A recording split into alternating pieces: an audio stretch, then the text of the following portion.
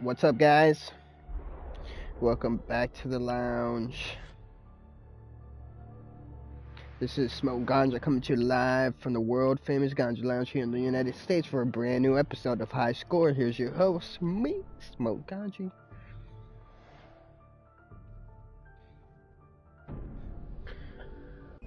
What's up, guys? Welcome to the #1 live stoner trophy hunting channel in the world. I am your host, Smoke Ganja. We're going to continue on our playthrough. Next, we're going to start actually a new playthrough. We just beat our last playthrough stream that we did. We beat it on normal difficulty. We got all the collectibles and everything. Now we have to beat it on nightmare mode.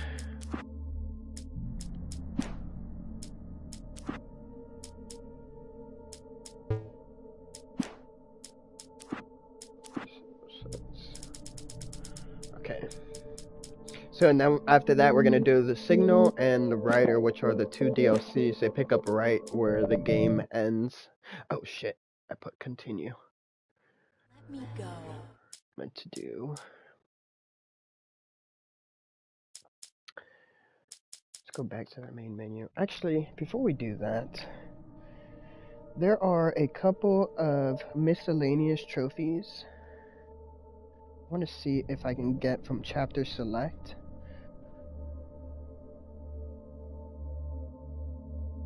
So first one is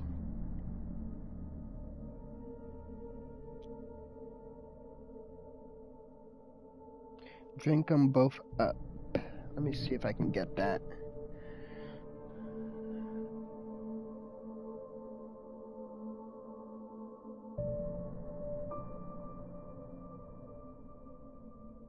Chapter 5.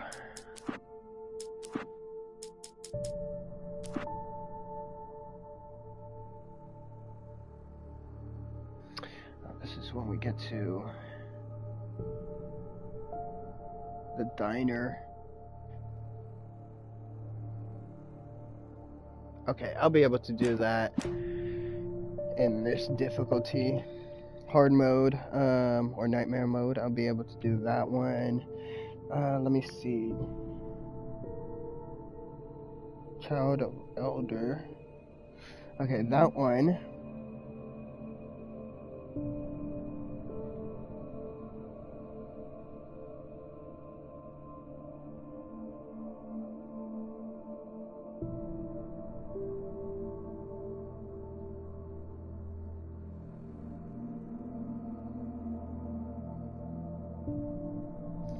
Which one is the farm? Look this up. Wake.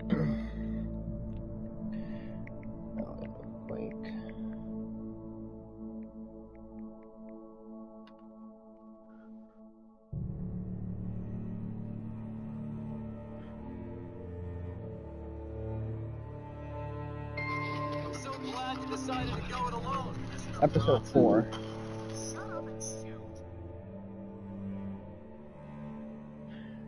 Survive the whole encounter without dropping your health below 25. If you fail, restart the checkpoint. Okay, so episode easy 4. Okay, that's nice. Okay, we can do the Anderson Bridge. Or the Anderson Farm. Oh no. Episode easy truth Anderson Farm.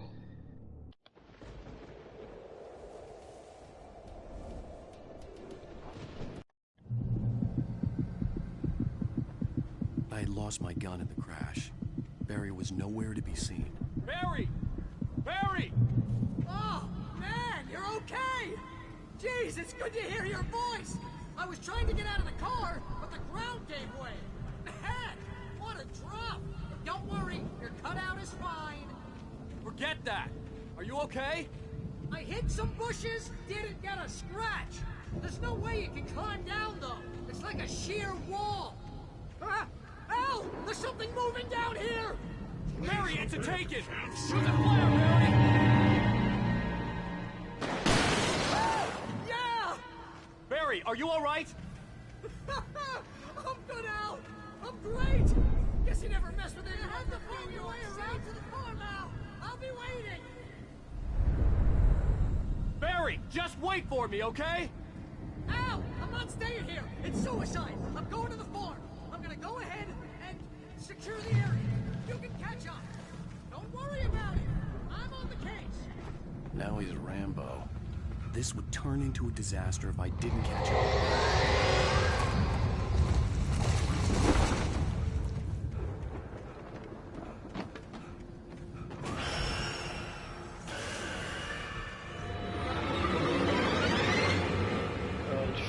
Shit.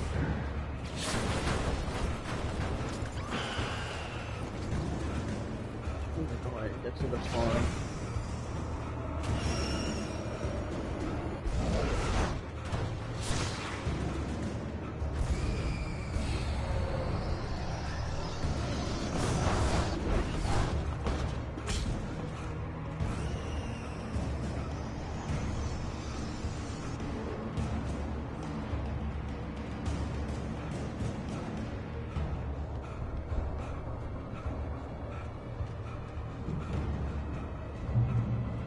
Shadows crawled over the gate. I needed a light to destroy them to get through.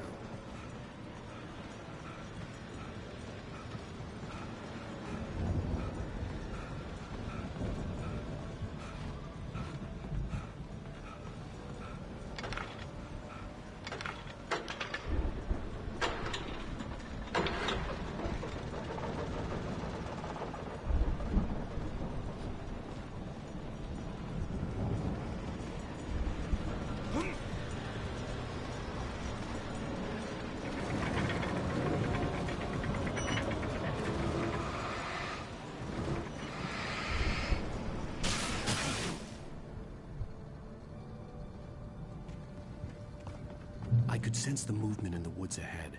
Facing the enemy without a weapon was dangerous, but I had no choice.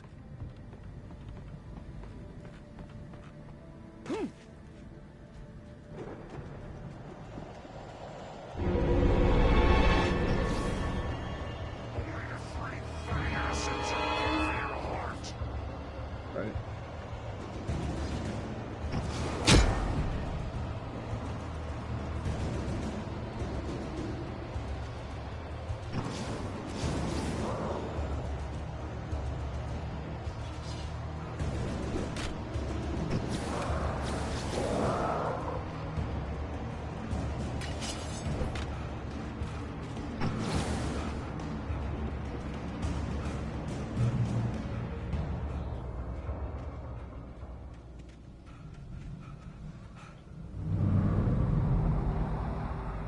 Was driving away from the farm, headed in the same general direction as I was. For all I knew, it was Barry, caught in the consequences of leaping before looking.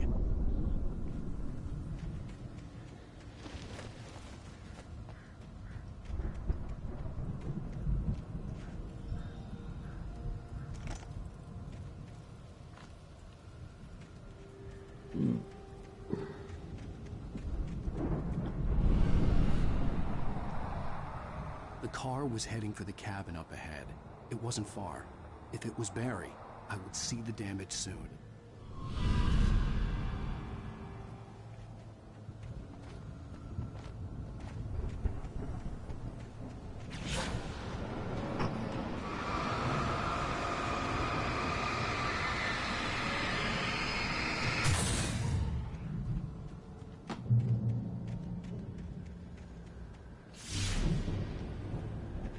I'm trying to deliver each page to the right time and place.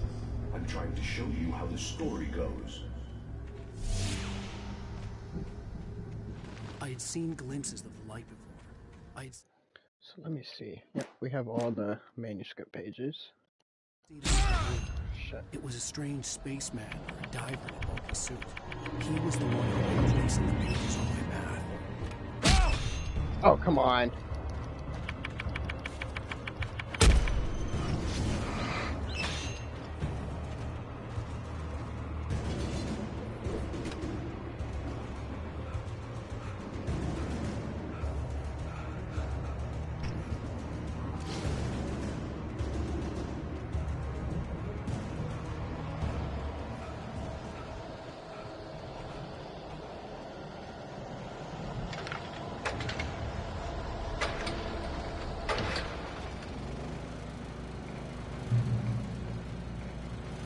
Someone had left a gun behind.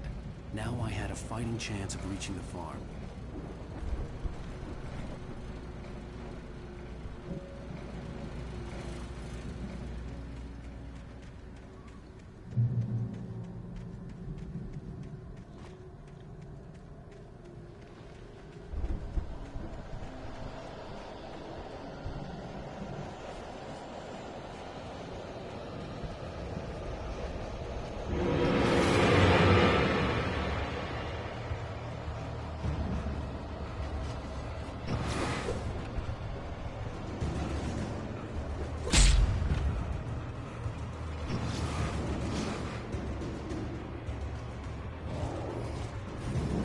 Woo!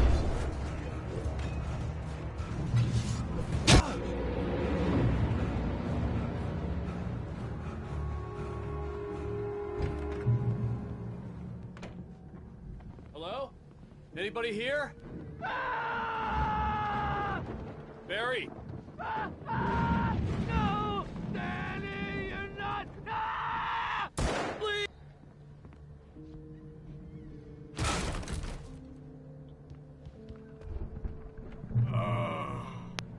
I know you. You were in jail the other day. I went to the farm again for the moonshine, you know? It makes you see. They're not gonna miss it. They're in the loony bin. My buddy, Danny, I lost him. Something's gone wrong with him. It's not him. Like a real bad follow-up to a real good movie. The best friend's something's bad guy who wrote this crap anyway. Okay, I'm done with this guy.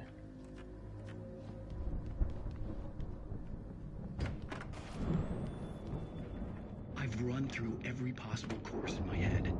If I continue like the Dark Presence wants me to, the story I'm writing won't save Alice. It's a horror story, and it's going to kill her, and me, and everyone. No one will survive.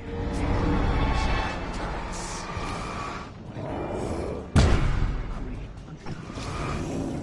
To get to me, dangle her in front of me. The farm was still a good distance away. I'd need a car to get there fast. If Barry wasn't up here, he was probably in trouble down at the farm. For a moment, I felt bad for doubting him. After all, I'd made it this far myself. But Barry was Barry.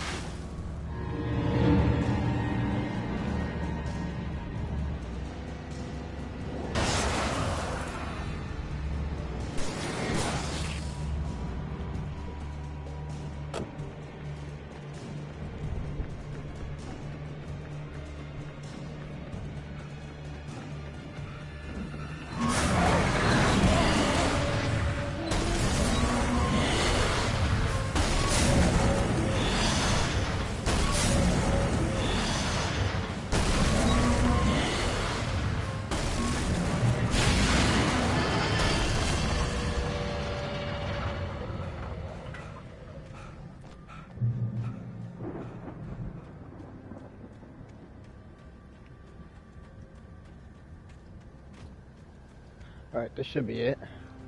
I'd known the brothers used to be some kind of rock stars, but it hadn't really sunk in until I saw the stage. Alright, so this is where the trophy is. We have to do this without dropping below 25% health. It says there is a heavy duty torch. Okay, we're gonna pick that up. 2 red boxes in the backstage. There is a light that shines down under the dragon, which can be used to heal. Try not to stand still too long, looking in a single direction. There are 2 fast-moving lights on either side of the stage that will catch Taken. Popping flares will help keep Taken at bay. Where the light from the dragon is, try to keep above. Okay, we got this. God damn. Rock God. I'm so glad you decided to go it alone, Mr. Bronson. Shut up and shoot. Oh God, pick it up, Alan. I hate when I'm holding circle. Light 'em off. I can set off more of the fireworks from here and help you out.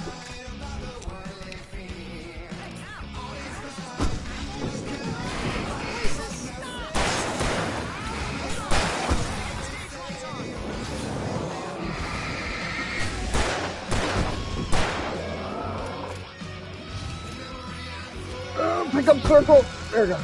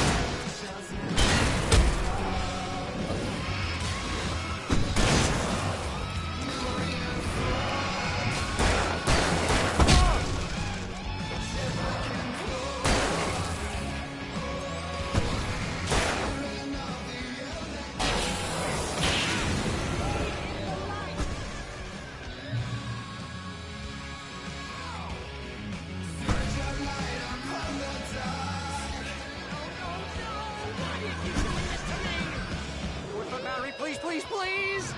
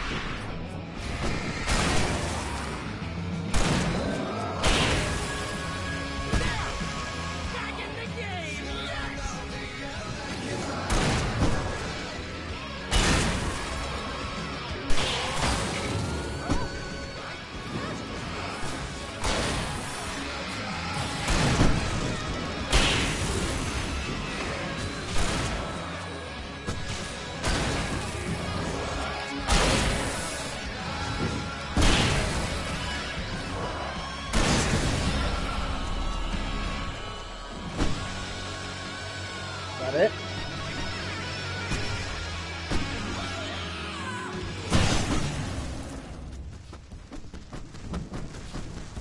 Alright, we should get a trophy.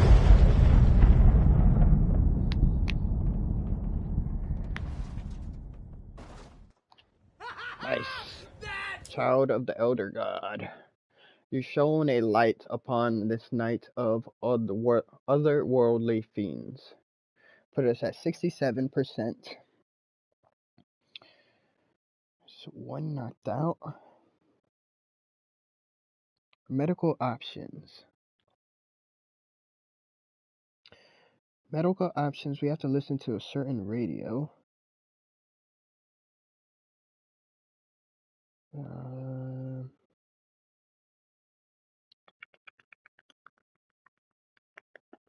Not seeing it.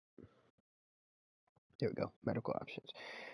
This can be attained in Hartman's log at the beginning of episode 4. Once Hartman leaves you with the Anderson brothers of Asgard, you will need to return to your room to progress to Nightfall.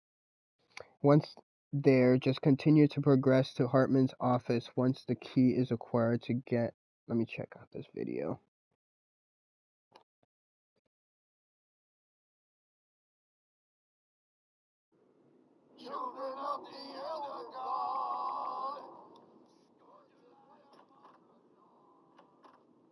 The markings on the tape said they were recordings Hartman had made at the sessions with his patients. I saw Alice's name.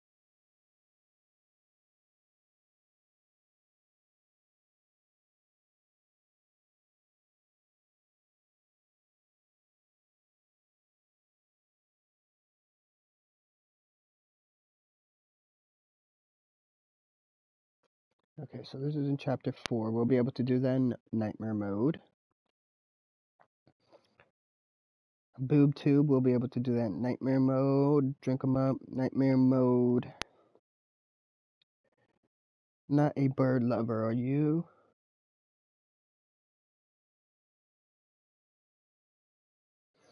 Alright, let's start nightmare mode. Not a bird lover. It flies, it burns. Let's see where we got that one.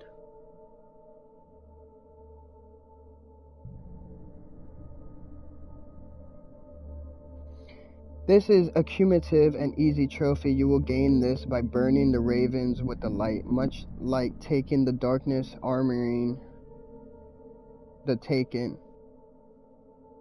Like taking the darkness armoring the Taken, you will need to do the same with the ravens. Your first encounter with the ravens is in episode 2 when they are in the woods. Ravens killed before death will still count. The trophy will pop when you have burnt a total of 1,000 ravens. You can track this on your stats page.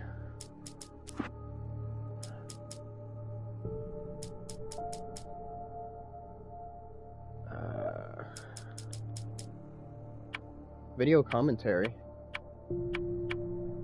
Let's do remastered video commentary.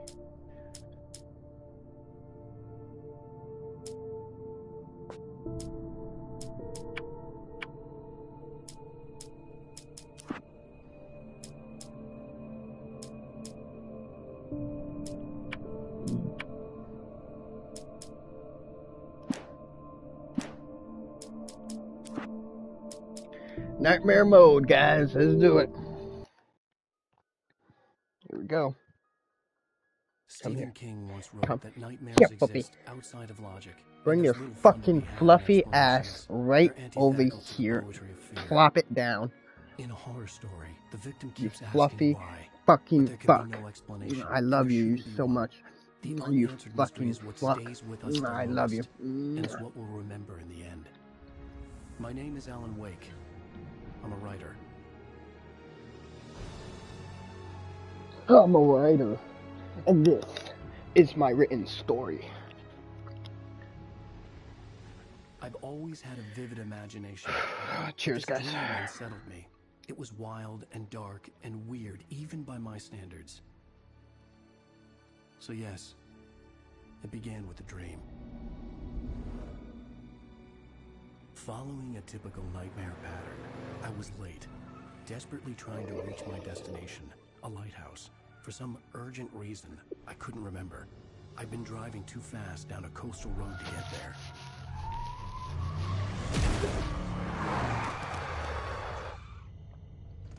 I'd seen the hitchhiker too late.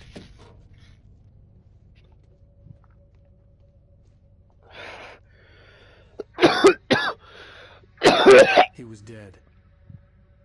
I was convinced they'd put me in jail and I would never see Alice again.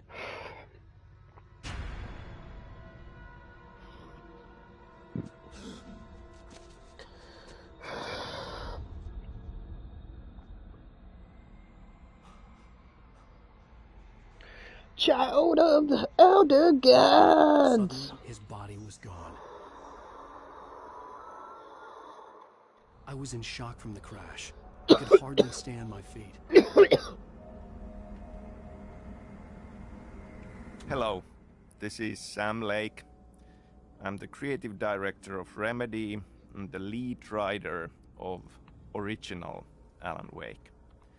Welcome to the commentary track of Alan Wake Remastered. I'm excited to talk about things that I kind of feel should not be talked about. You know, the unanswered mystery and all. I very much think that you this might be good. own this now, this story, this experience, this game. You are free to find your own answers from it. Your own theories. You are free to love and hate the parts that you love and hate. Nothing I say makes any theory more official than another. It's just my theory. What I was thinking when I wrote it, but maybe I didn't see or know what it really was about. So, a spoiler alert is in order. I will talk about things here as if you had already gone on this journey. Yes, sir. Also, potentially mentioning things of other Remedy games in similar way in the process. I will definitely say a couple of words about Control and how it ties to Alan Wake. So if you are playing for the first time, you might want to turn off this commentary from the option screen and come back to this later on. Single readable sentence in your books if it wasn't for your... So this is good. He's gonna explain some stuff. Maybe get us a better understanding of the story. It's not like your story's already big. Not like they haven't yet.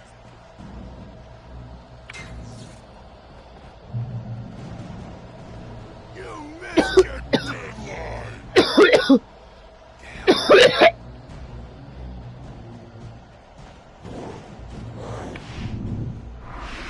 can't stop me.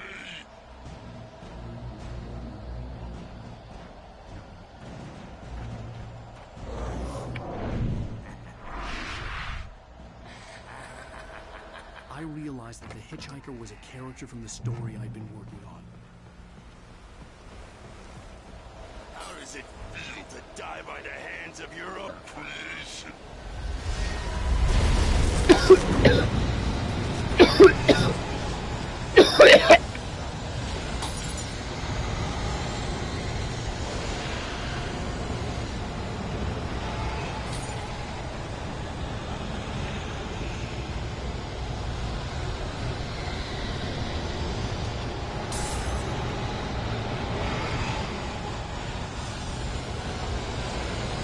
This way!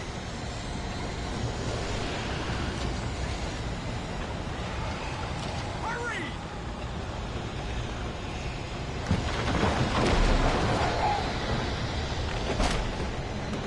It's weak, it's me. Play steward, remember? Quickly, get inside! There's no time to lose! Isn't he the crazy guy from the mental hospital?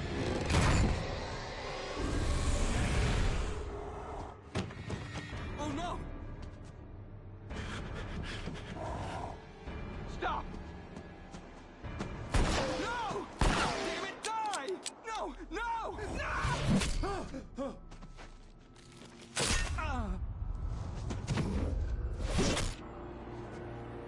Wakey, wakey, Alan Breaky. I was trapped. There was no way out.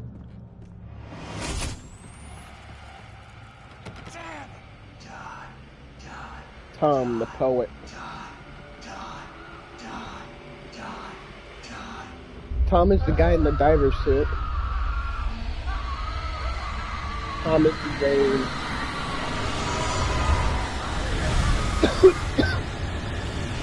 A terrifying dark strange dive into a dark Cabin was a death trap. I had to get out. of an artificial mind.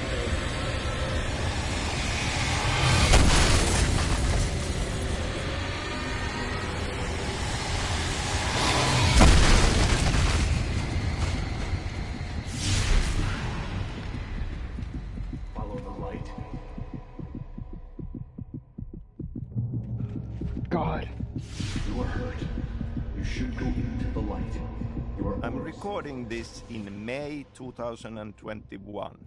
We celebrated the 11th anniversary of the original game last week. I'm very happy to be doing this. I'm very grateful for the continued love and support that all Alan Wake's fans have kept showing us. Lies a deeper, darker ocean green, where waves are both wilder and more serene. To its ports I've been. To its ports I've been. Do you understand? No. Follow my light. That must have been one of Thomas Zane's poems. To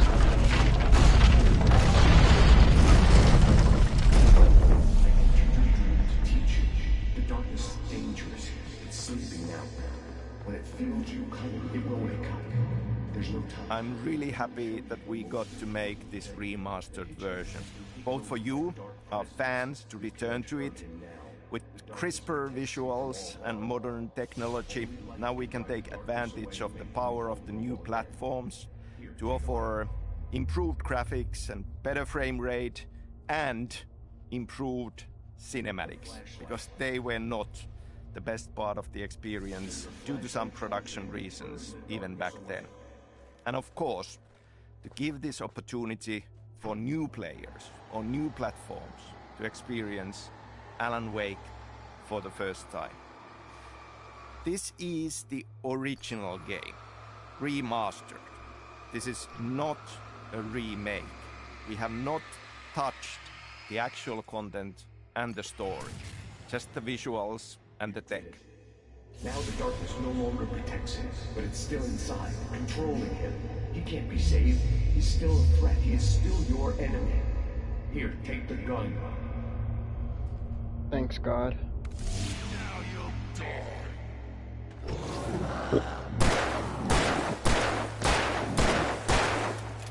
Oh, God.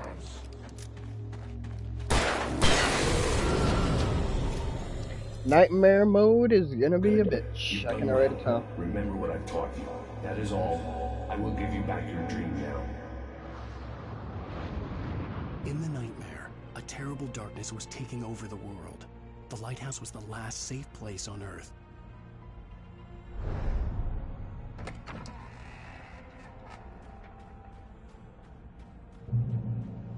You led me this way, and now I'm gonna kill you.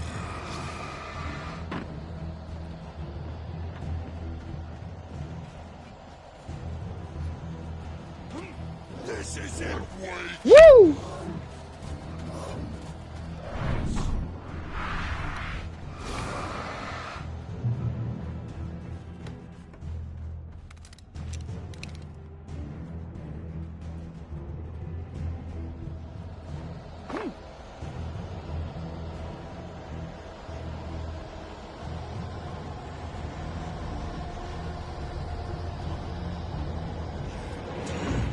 Just like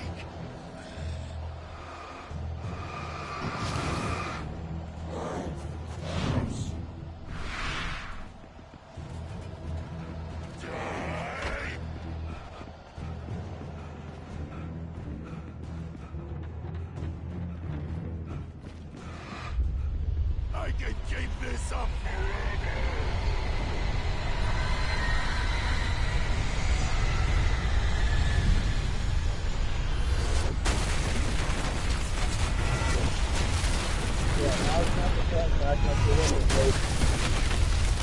Now's the time to give it everything you got.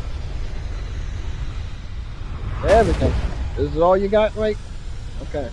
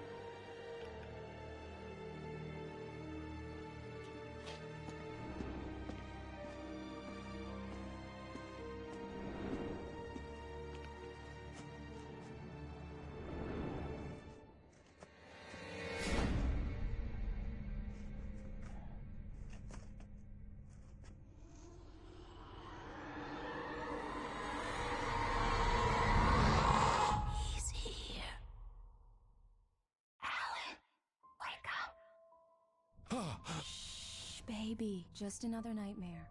Everything's fine. You dozed off. Right. Anything more than dozed off would be news for everyone. Cheer up, handsome. We're here.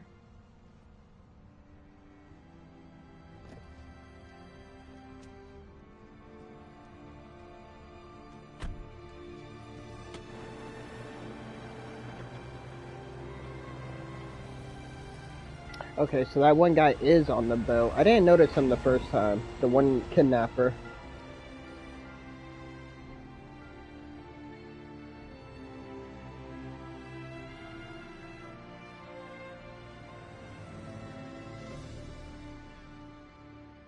Little does Alen know he's gonna run around this whole island.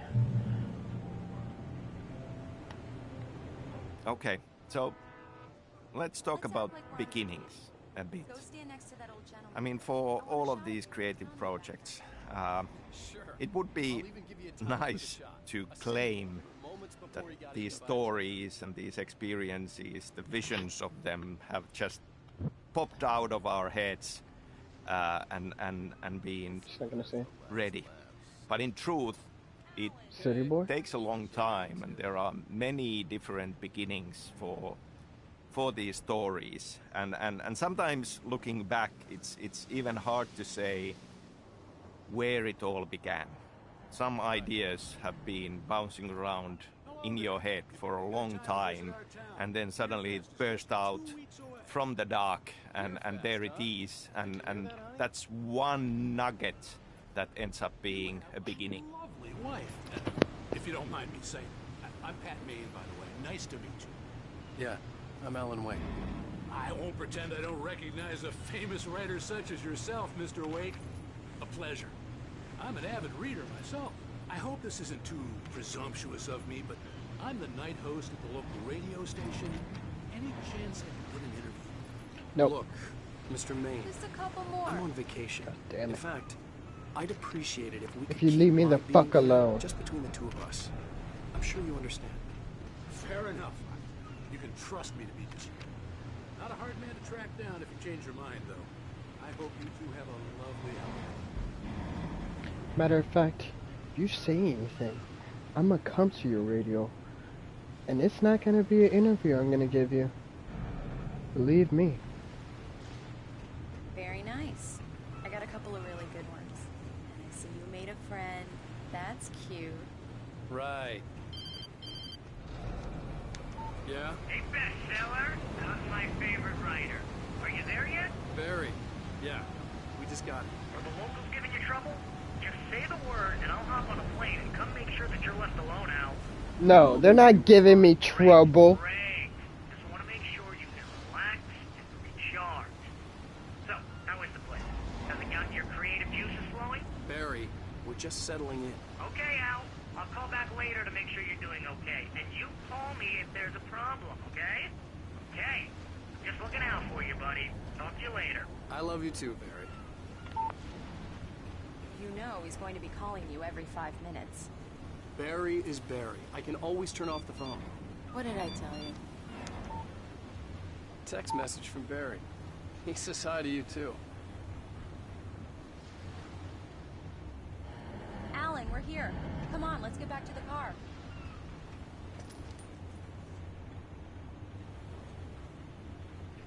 Be fair. We need to stop at the local diner to get the cabin key from the landlord, a Mr. Carl Stuckey. He's waiting for us. There's a reason why she doesn't let Alen drive, ever. I'll fill her up while you get the key. I'll pick you up here in, say, 15 minutes? He's a really bad driver. Alen, thank you for coming here with me. I love you too. Go on. I'll promise to behave. That's my retard. I'd forgotten there were still places like this. Towns where everybody knew everybody.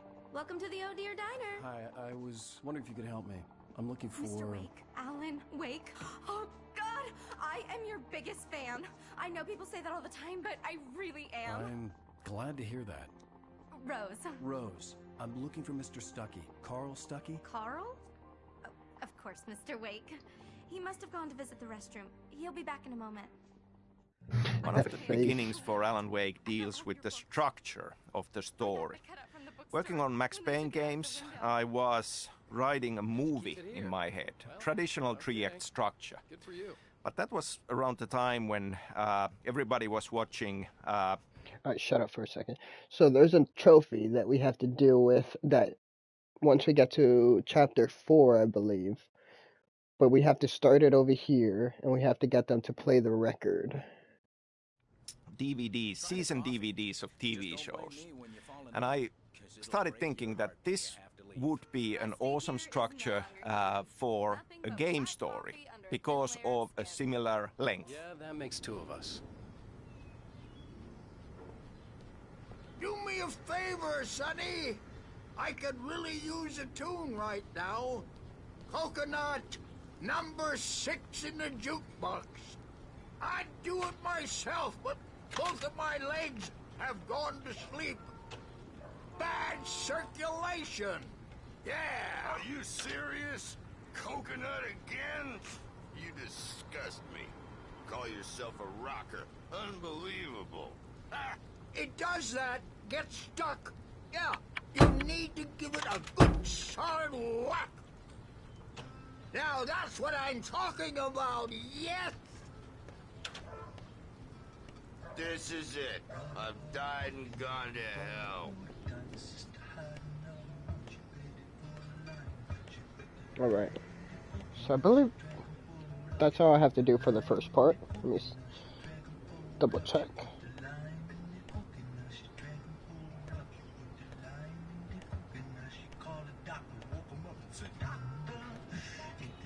Okay. Right, okay. I think I'm gonna get a copyright strike for that. Alright. Oh wait, is this like a dead zone right here? Alright, there's, okay.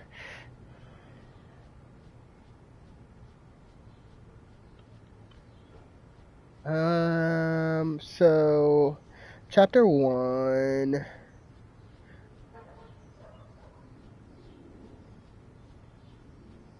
When you enter the diner in episode 1, and you will see the 2 elderly bikers looking men on the left side of the diner, and upon approaching them, one will ask you to play track 6 on the jukebox. You will need to hit it after seeing it in order.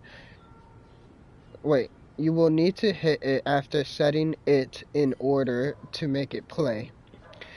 Okay, that's all it says. And then step number 2, when you are on your way to the town hall to get the keys from the sheriff, you will see the diner. Okay.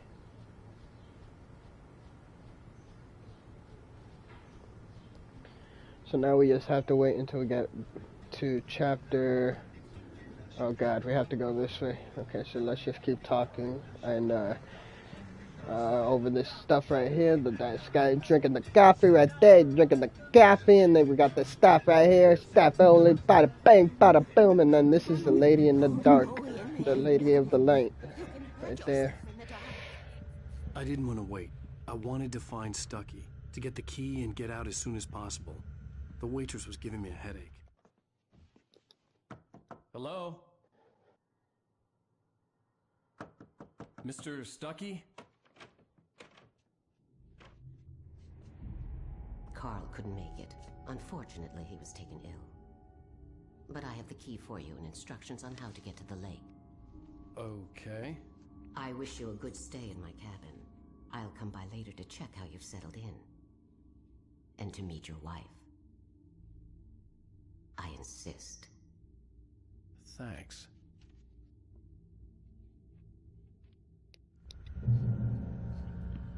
Witch. She's a witch. Cauldron Lake is a special place. Very inspiring.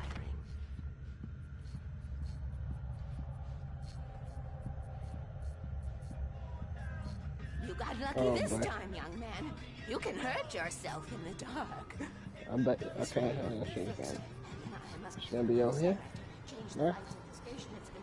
I hadn't seen her leave, but the old lady was gone. Alright. Kitty boo, titty peachy, choo choo. Tada pa, choo wada wah, cut titty patcha. Oh, god damn it.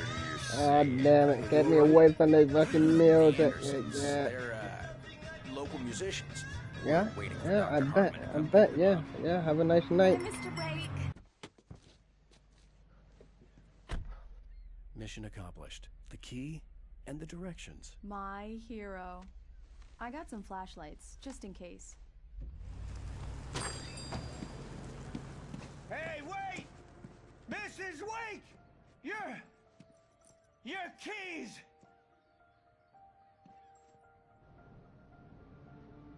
That diner was a real nut house.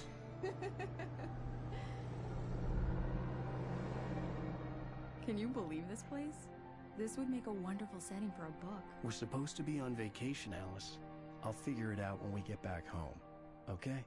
Okay. We can talk about this later. Batman here on PBFF. I didn't want to talk about it. I wanted to bury my head in sand. Here's another one of my favorites to go with it. Once upon a time, I was a successful writer, but that was a long time ago. I hadn't been able to write a word in 2 years. Not since my last book. And now the weather. It's gonna be a clear night, so you folks in the big city might want to look up every once in a while. See those stars winking down at you? It gets pretty dark out here, but they'll light your way. Alright. The beginning of the nightmare.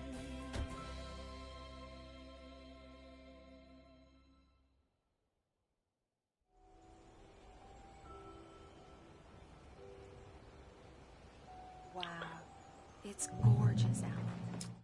Let me see. Do my kill statistics? Birds killed. Okay, so we should get the one for killing. That beginning also goes back to the time when I was working on Max Payne games. I went to study screenwriting at Theatre Academy of Finland, and I wrote a couple of movie screenplays studying there.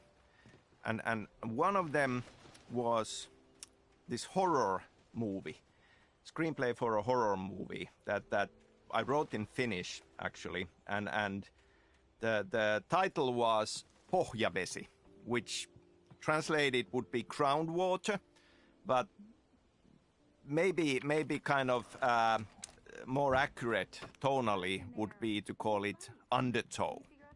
And there were a few elements there that I later decided to steal from myself, and they all ended up as part of the story of Alan Wake.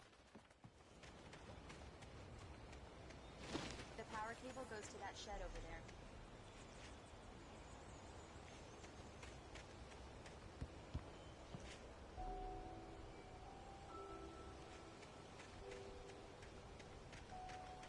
Parts of the door. An old generator had been connected to the power cable.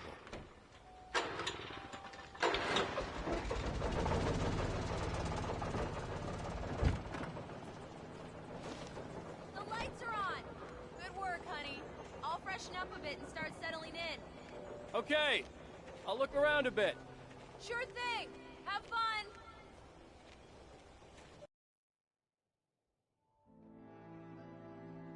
It was a beautiful place. I told myself I could rest here, sleep here, and forget about my work.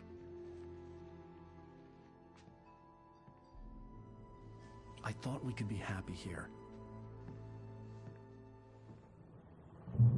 Oh, so. So in this movie screenplay that I had written called Undertow, there are several elements that I lifted and used in Alan Wake. The Anderson brothers, Tor and Odin, are already part of that. There is this witch-like character from Slavic folklore called Baba Yaga, and obviously her echo is very much present in the Dark Presence, in Barbara Chacker. And this mystical light switch, the clicker, is also part of this horror movie story already. Well, hello there. I'm not the surprise. It's in the study. Go take a look. Okay. God Surprise! damn it! Alice? What is this? I guess I have a small confession to make. I thought maybe you could write here that a change of scenery would get you past... Damn it, Alice. Everyone Hey, just hear me out. There's a local doctor, Dr. Hartman. I read a book of his. He has a private clinic here. He specializes in helping artists. Maybe... So now you want to get me committed? No, it's not like that. That's not... Alan? Alan? Just don't! I don't want to hear it. God damn it, Alice! Damn. God damn it! I knew she wouldn't follow me in the dark. I needed some time alone to think things through.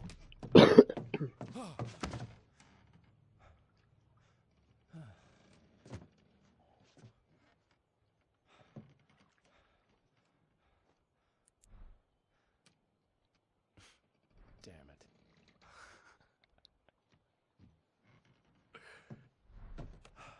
Stupid me. Alice? Alice? Alice! The cabin had gone dark. All the lights were out. Another beginning that also was a lot in my mind already working on Max Payne games. And just bouncing around ideas and wanting to do something different compared to Max Payne was that it just felt like a big deal and important to me back then that because at Remedy we make action games with action gameplay. And I was thinking a lot about the idea of what if we would have a protagonist, a hero you play, who is not a professional action hero.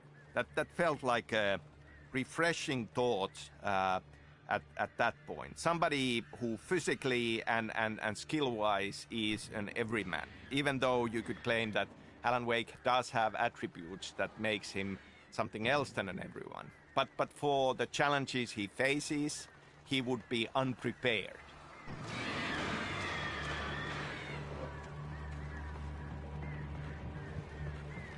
Alice? Alice?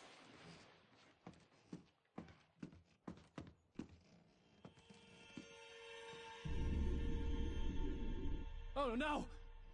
Oh no! Alice.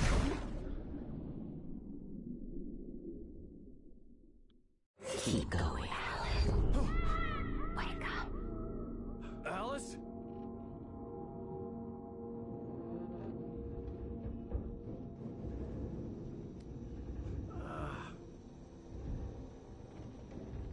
Waking up in the crashed car felt like I had woken from one nightmare and entered another. I couldn't remember how I got there. All I knew was that something terrible had happened to Alice. The phone was dead. I'd have to find help on foot.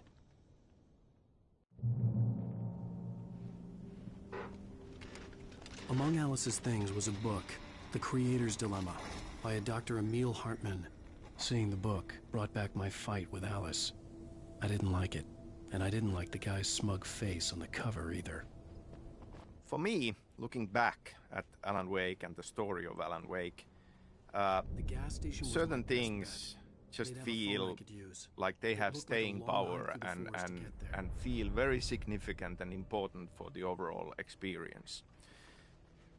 Wake says in the opening line, he talks about the unanswered mystery as something that stays with us the longest. And then we have a poem from Thomas Zane where he says, "Beyond the shadow you settle for, there is a miracle illuminated."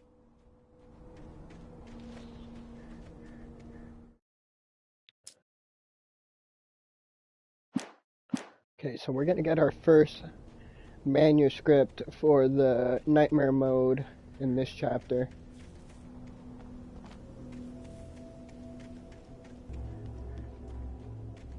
Hello?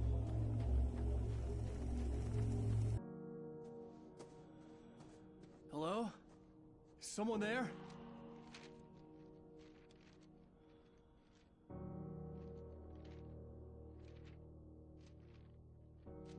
The loose sheets of paper were pages from a manuscript entitled Departure. That was the name I planned to use for the next novel I had never gotten started. I was named the author. I hadn't written it. I couldn't remember writing it. In the scene on the page, the hero was attacked by an axe murderer in the woods at night.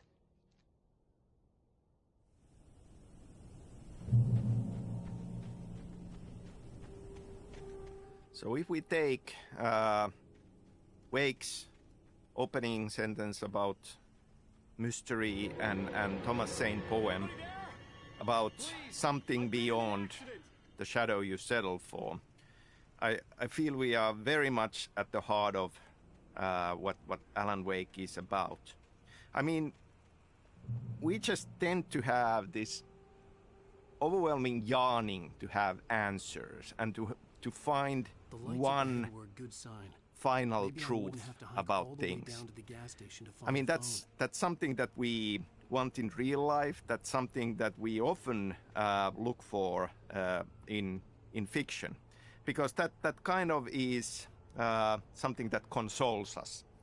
It's a very comforting thought, but then very often our lives are nothing like that. There is no one final answer. You know, things can be looked at from many different viewpoints, and this kind of yearning for mystery it's a great driving force. It's driving force for us for discovery and science, and in detective fiction, it's something that we chase, the answer. It just kind of is a great propelling force to drive us forward. But at the same time, you know, should we have that final answer is the question. So this is the first manuscript for the Nightmare mode. Rose is a fan. Barry took another sip of the heavenly coffee.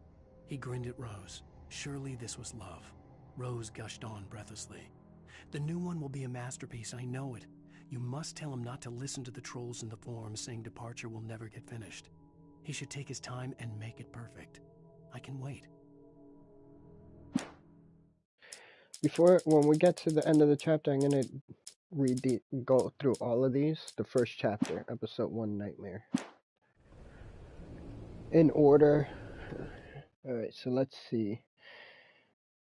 Next one.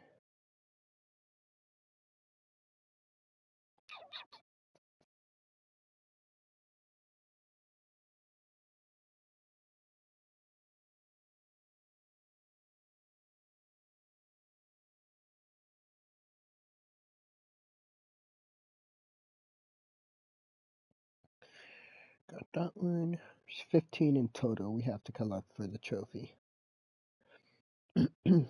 Next one is in the same episode. When we're in the river, like crossing the river with the logs.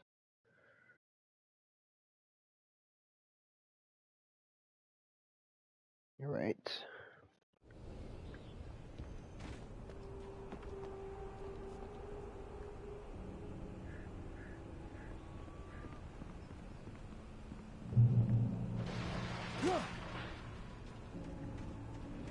Anybody there?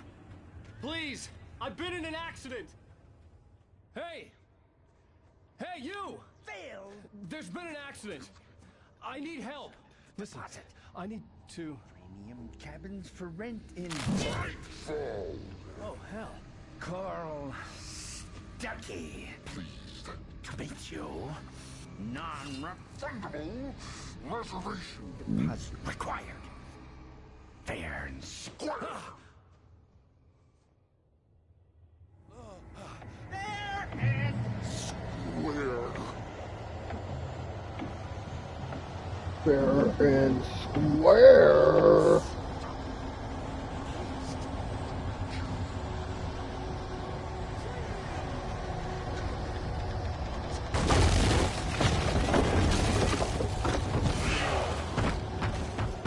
Ooh, Spider-Man.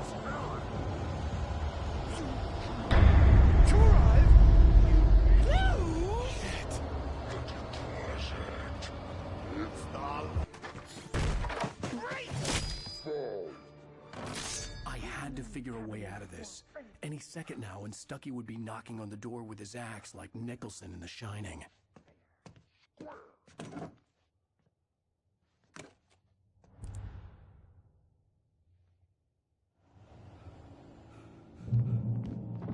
During your...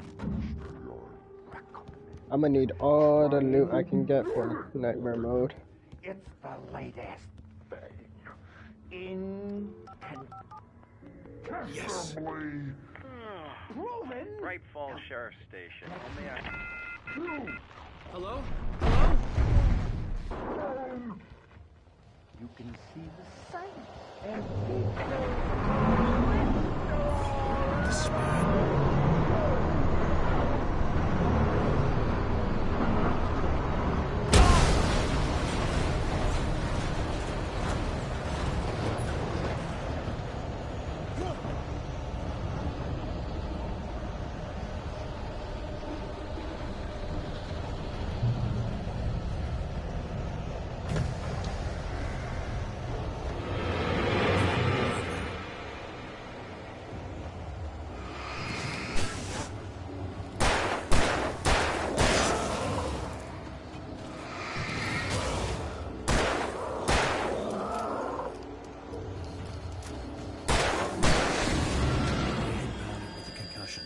I'd never fired a gun outside a shooting range, and now I just killed someone. Or something. There were no bodies. They just disappeared. If I was dreaming, it felt real enough to make me sick. Should probably try to find, even though I found them on the last game, like all the chests. Because they're gonna help me out. Eerie hand-painted graffiti was revealed by my flashlight. Someone had hidden a chest of supplies near it.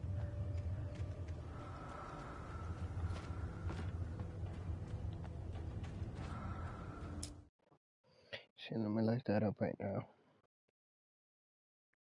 Just the chest.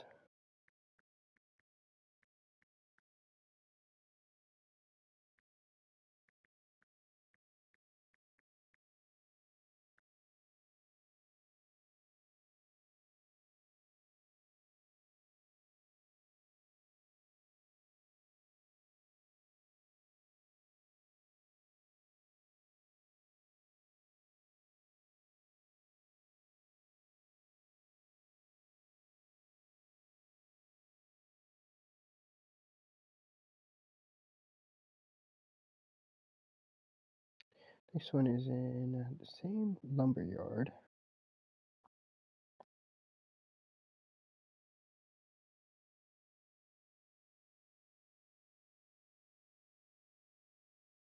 Okay.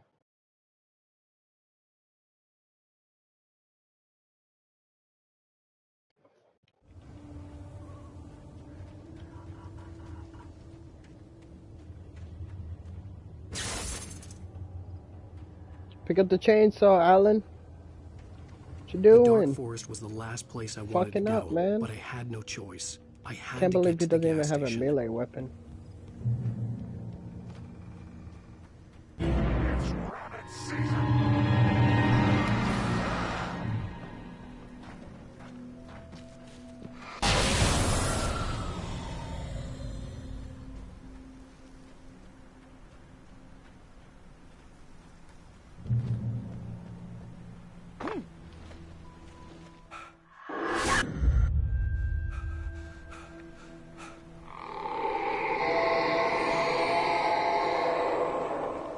What was that?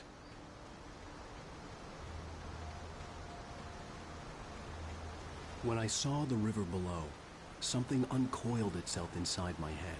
I realized that I'd have to find a way across. I didn't even want to look at the water. Alright, the next manuscript should be around here.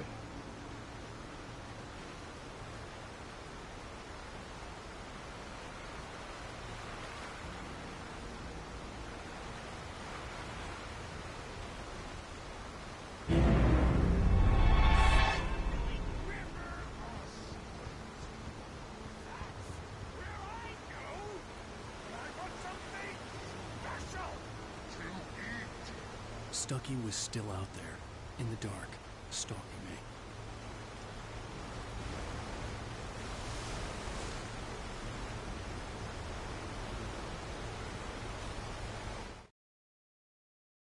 For a long time, the dark presence had been weak, sleeping. Nothing but a half-forgotten nightmare or a shadowy flicker in the corner of an eye in the forest at night. Not real enough to properly exist, and yet too evocative to fade away completely. Now it was waking up. The rider like a fly caught in a spider's web, each jerk and kick vibrating the strands that led deep into its lair. It was aware of him now, and it could use him. All he'd need was a little incentive.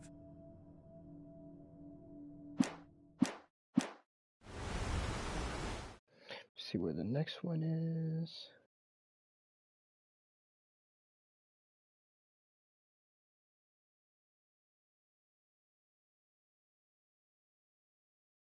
Chapter 1. Alright. Well, we're at the gas station. Outside the gas station. We gotta go all the way around the back. The back door. Okay, there's a restroom. Alright. So it's right outside the restroom on the back of the gas station.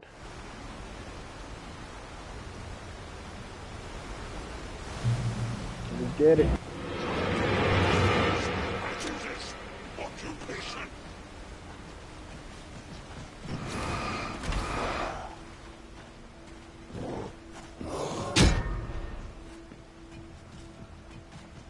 Bitches can't climb, can you? Haha. Oh, fuckers.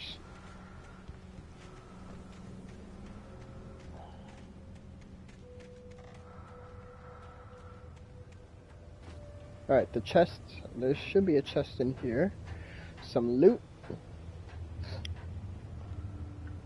Give me that. The roof is on fire. A burning desire. Give me that.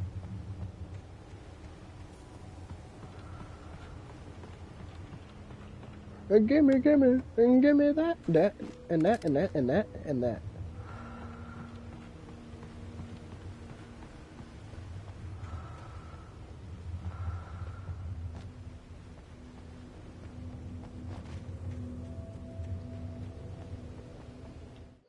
Let's see where the next chest is, boyo.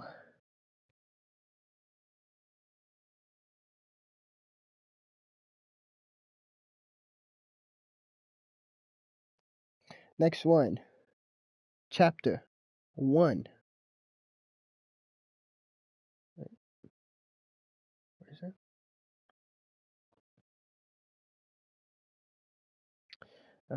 Chapter 1. Reach the gas station. The shed behind the shed.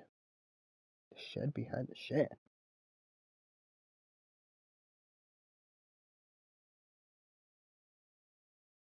Reach the gas station. Oh, I remember this part. This part's a fucking nightmare. Goddamn fucking nightmare. Reach the gas station. Okay, so it's before we get to the gas station.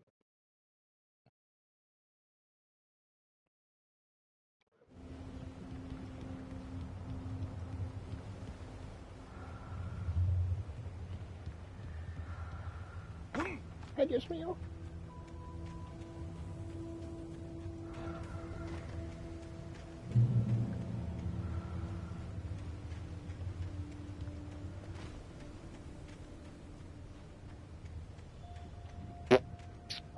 The staircase was broken. I had to make my way up some other way. Gotta make a ladder to heaven. Stairway to heaven. Oh, shit, we're full. Damn, we gotta kill some motherfuckers. There was no power. There was bound to be a generator somewhere at the logging site.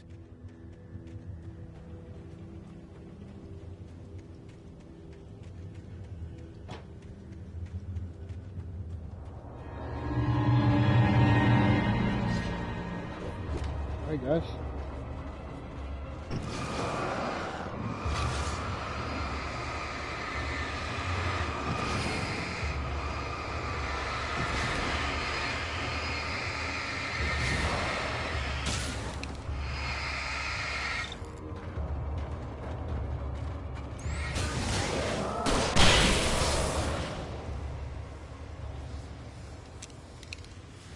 Bitches.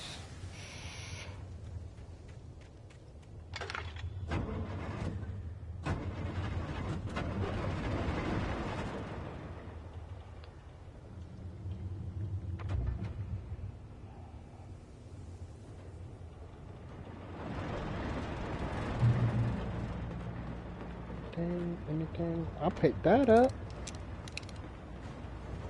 Is that the shotgun? Okay. There's a, I have to get 100 kills with the hunting rifle. Hunting rifle kills. We got 10. God damn.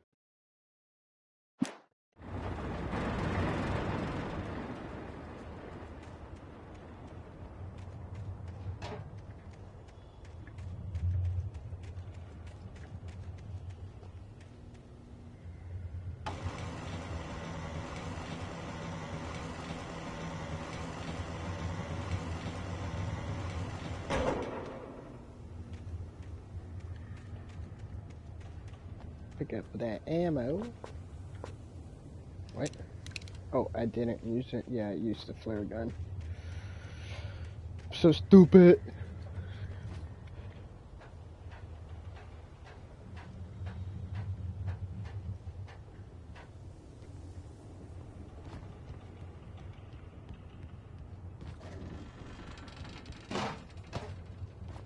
Oh, you got, no, come on, Alan. Come on, Alan. White man can't jump.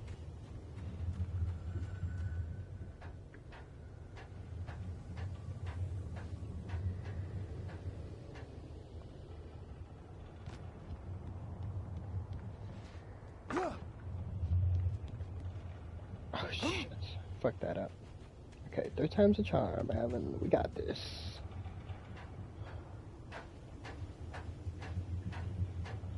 Lucky number 3. Let's get it. Right here. Boom. Sprint. Jump. There you go.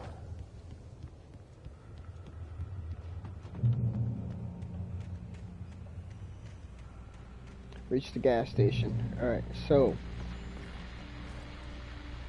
Well, I was just outside for a there should be a chest over here.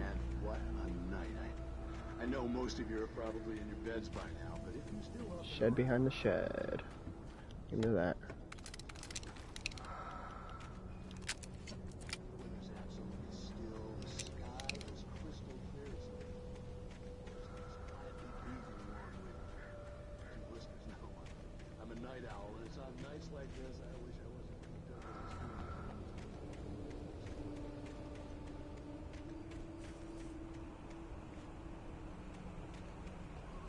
They should have added a fucking map so you can see. The gas station was closer now. The idea of a mystery ending as part of this, kind of a cryptic line, it's not a lake, it's an ocean, is something that I feel, having that mystery there, leaving it into a mystery that has kept Alan Wake in the minds of many of the fans. That means the lake is deeper than the rabbit hole goes. It's an ocean.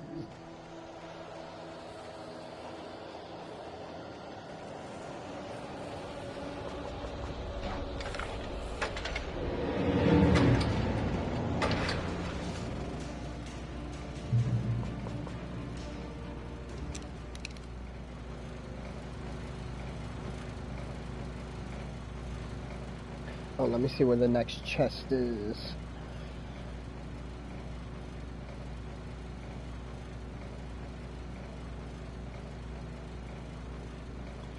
What?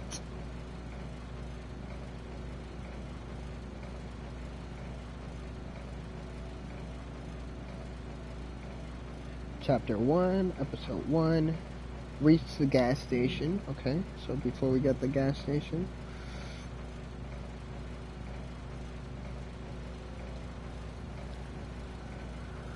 Alright. Alrighty then.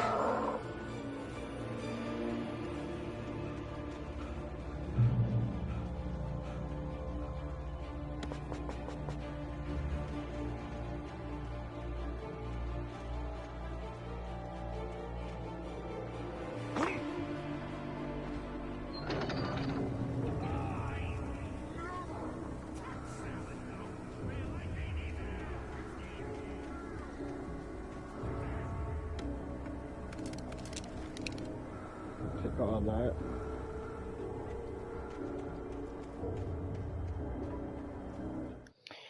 Alright, let me see where the next chest is.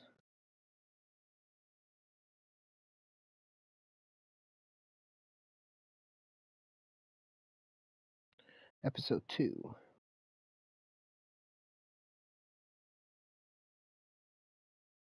Okay.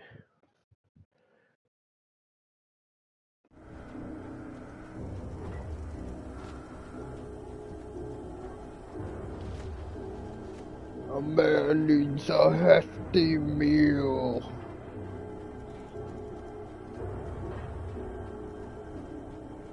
Guess his wife was feeding him salads for lunch. Telling him he's a fat fuck.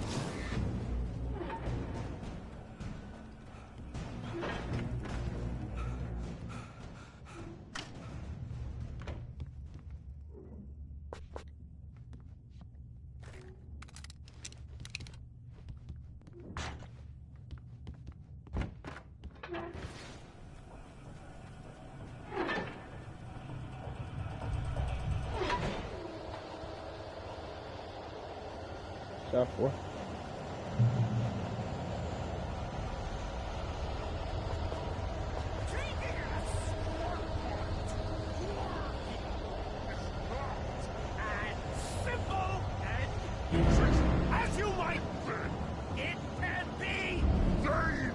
You ready to die, Stucky?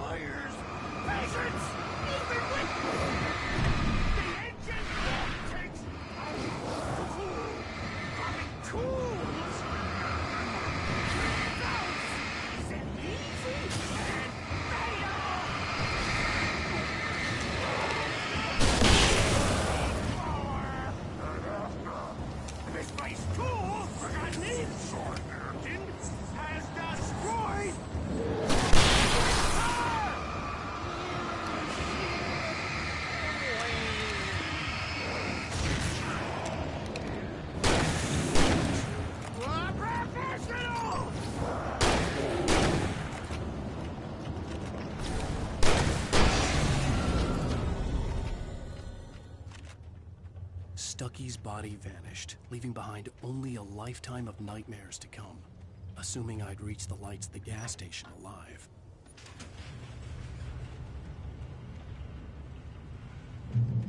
So I suppose, thinking about the mystery ending of this experience, it is very much something that in fiction that I get excited about and I love is a part of them that you know, something that you will keep on thinking about and pondering about is something that excites me personally, and from that perspective I love to craft experiences like that. I love to have elements there that are open to interpretation, that you can piece it together and find an answer for you.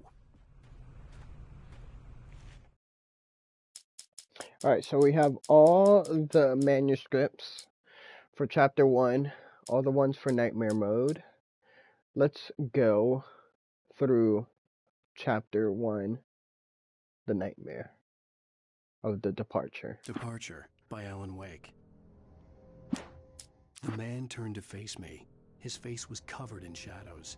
It was hard to make him out in the darkness of the forest that surrounded us, but the axe he lifted was plain to see. It glistened with the blood of his victim.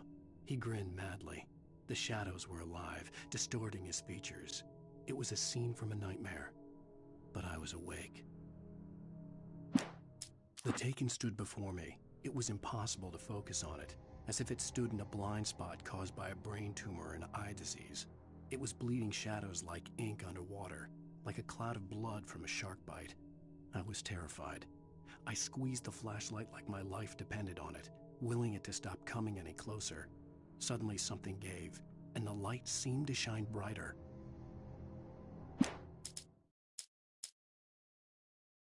For a long time, the dark presence had been weak, sleeping. Nothing but a half-forgotten nightmare or a shadowy flicker in the corner of an eye in the forest at night. Not real enough to properly exist, and yet too evocative to fade away completely. Now it was waking up.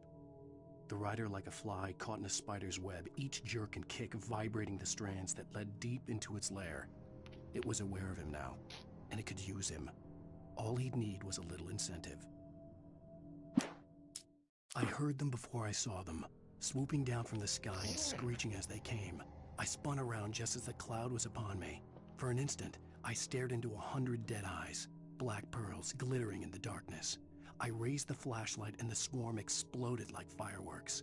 Feathers burned, turned into ash. I couldn't hear my scream above theirs.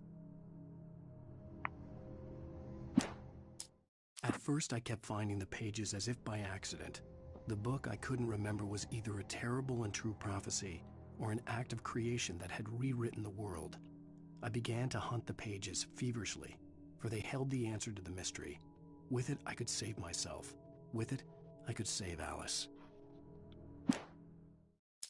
I stepped into the gas station's garage. It was dark and quiet. The place was a mess. It looked like someone trashed the place or that there'd been some kind of fight. Light spilled into the room through an open door at the back, and I made my way toward it. Without any warning, I was blinded by a bright light. An old portable TV on the shelf had come alive by itself. Impossibly, I could see myself on the screen, talking like a madman. "The cabin on Cauldron Lake?" she asked. The sheriff looked at me suspiciously. The early morning light flooded through the office windows. I would probably never have gotten out of the woods alive without her help. But I couldn't tell her the truth of what I'd faced the previous night. She'd think I was lying or crazy. She'd lock me up, and she wouldn't help me find Alice. Stucky spat on the garage floor and tried to shake the cobwebs from his head. Ever since the couple never showed to pick up the keys, things had been fuzzy. Something, a feeling caught his attention. Stucky looked up and stared as his brain tried in vain to process the horror before him. He stumbled back, knocking over a can of oil. A black pool spread across the floor while he struggled for a brief moment, then let go as the unrelenting darkness engulfed him.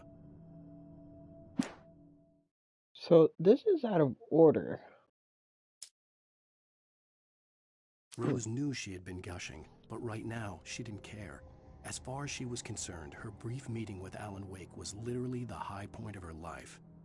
She watched as he got in the car with his wife. She was pretty, confident, at ease with Wake. Not like Rose. They were perfect for each other. She'd have given anything to be called their friend. Barry Wheeler was bouncing off the walls. He jumped on a plane after his calls were ignored by both Al and Alice for several days. It could mean that they were both on a second honeymoon, but Barry didn't buy it. Al had been way too unstable for that, not sleeping, messed up. Barry had years of experience dealing with Alan Wake, and he couldn't ignore it. Something was wrong.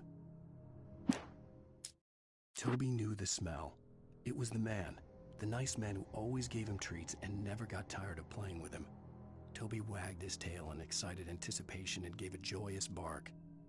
Then there was another smell, a wrong smell, and it was alien enough to stop Toby in his tracks. Confused, he growled deep in his throat. The wrong smell came from the nice man. Blind animal terror pierced the dog's brain an instant before the axe followed suit. Barry took another sip of the heavenly coffee. He grinned at Rose. Surely this was love. Rose gushed on breathlessly. "The new one will be a masterpiece, I know it. You must tell him not to listen to the trolls in the forums saying Departure will never get finished. He should take his time and make it perfect. I can wait."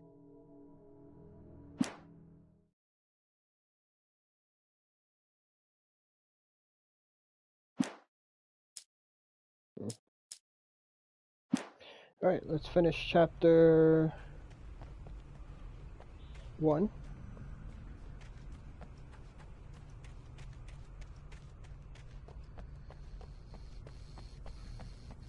The garage was a mess.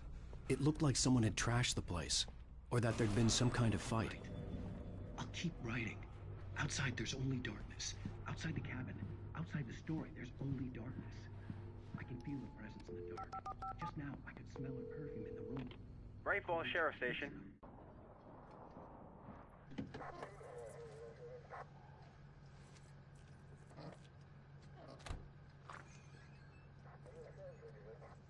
Thank God, Sheriff. Sheriff Sarah Breaker. You are... I'm Alan Wake, but listen. I was in a car crash. My wife, Alice, she's missing. Calm down, Mr. Wake. We were staying in a cabin on the island, on Cauldron Lake. There's no island on Cauldron Lake. Not since the big eruption in the 70s. Please, I can take you there, okay? You look like you've taken a pretty bad knock to the head. Are you okay? Listen. We'll figure this out. Please get in the car. We'll swing by the lake and then we'll go to the station, okay? Mr. Wake, have you seen Stucky, the guy who owns this place?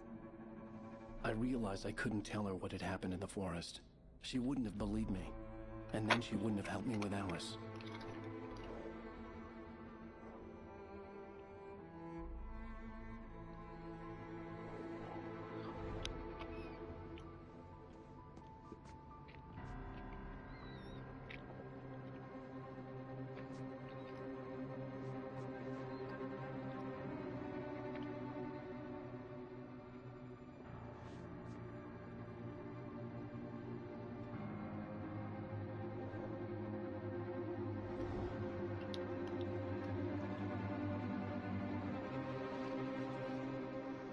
What?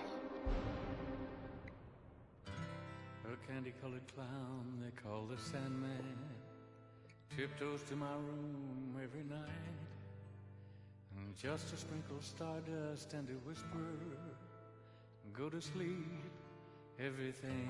I'm probably already gonna get a copyright. So you know what? Fuck it.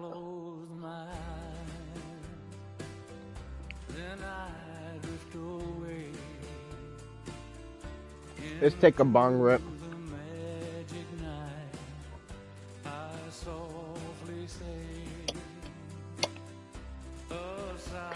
Yesterday after I finished my playthrough, before I went to work, I was walking my dog and I started looking at the Alan Wake 2 trailers. And I gotta say, I'm fucking excited for this fucking game. Alan Wake 2. I am excited. Sorry, Poopy, I didn't mean to scare you. But I am excited.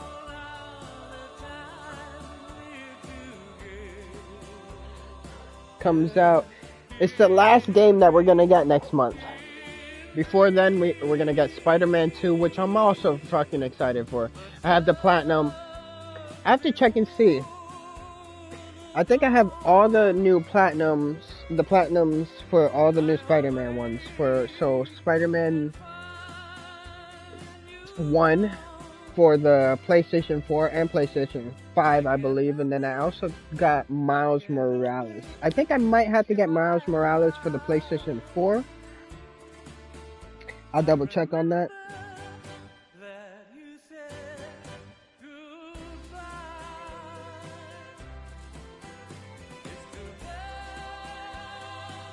But, yeah. If I don't have the Platinum for that, I wouldn't mind. I wouldn't mind jumping back into that, playing that for the PlayStation 4, getting the Platinum.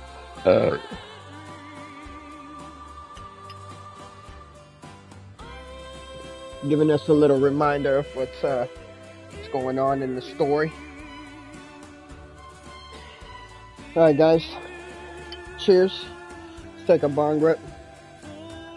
Previously on Alan Wake, I came to Bright Falls with my wife, Alice. Thank you for coming here with me. I thought maybe you could write here. I don't want to hear it. God damn it, Alice. Now, she's missing. Alice? Alice? I woke up behind the wheel of a crashed car. I'm missing a week. I was attacked by shadowy men straight from a nightmare. The sheriff took me to the lake Alice and I had stayed at, but the cabin had disappeared. What's in there?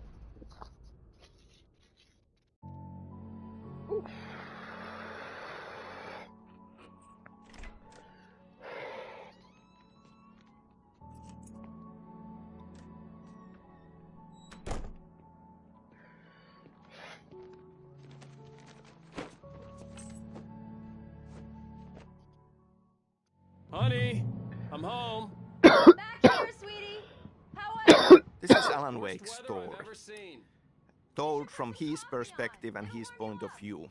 And at the same time, Alice is a hugely important character. She has very little screen time, but the scenes we have Wake together with Alice, we learn a lot about Wake as a character. And Alice remains as his motivation through the whole experience. I'll go put it on. Do we actually clearly get to see Alice as a person? Or are we seeing the version of Alice that Alan Wake sees or thinks she is? Because he is very much wrapped around his own struggle, his own flaws and thoughts.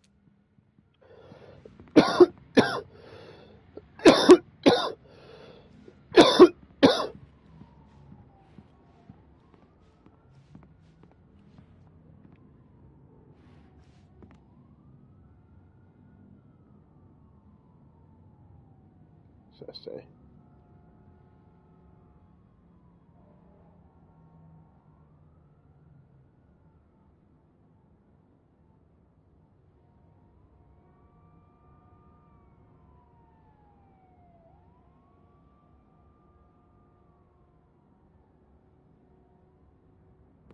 Okay. Coffee's on. Great, thanks. I'll need it if I'm gonna finish this by tomorrow.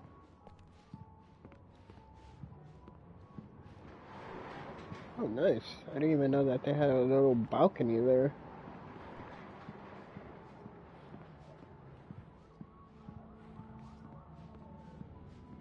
Oh, hey, I just finished those cover mock-ups. They're on your desk. Tell me what you think. No kidding. I didn't think you'd get them done this quickly.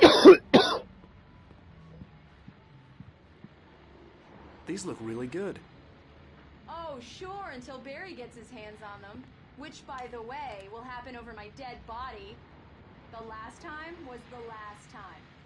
Oh, and speaking of Barry, he called. Alan? Alan, please check the fuse box. I'm right here. I'm on it, honey. Please hurry! Honey, it's a power outage. I've got the flashlight. Okay. Hi. You okay? I'm sorry. It just really spooked me. Don't worry. We'll just break out the candles. I know it's stupid, but it's just... Especially when I'm not prepared for it, you know? It gets to me. I love you. Tell me a story, writer. Okay. I used to have these nightmares when I was a kid. The dark really spooked me, too. When it got really bad, my mom gave me this old light switch. She called it the clicker. The clicker, huh? Yeah.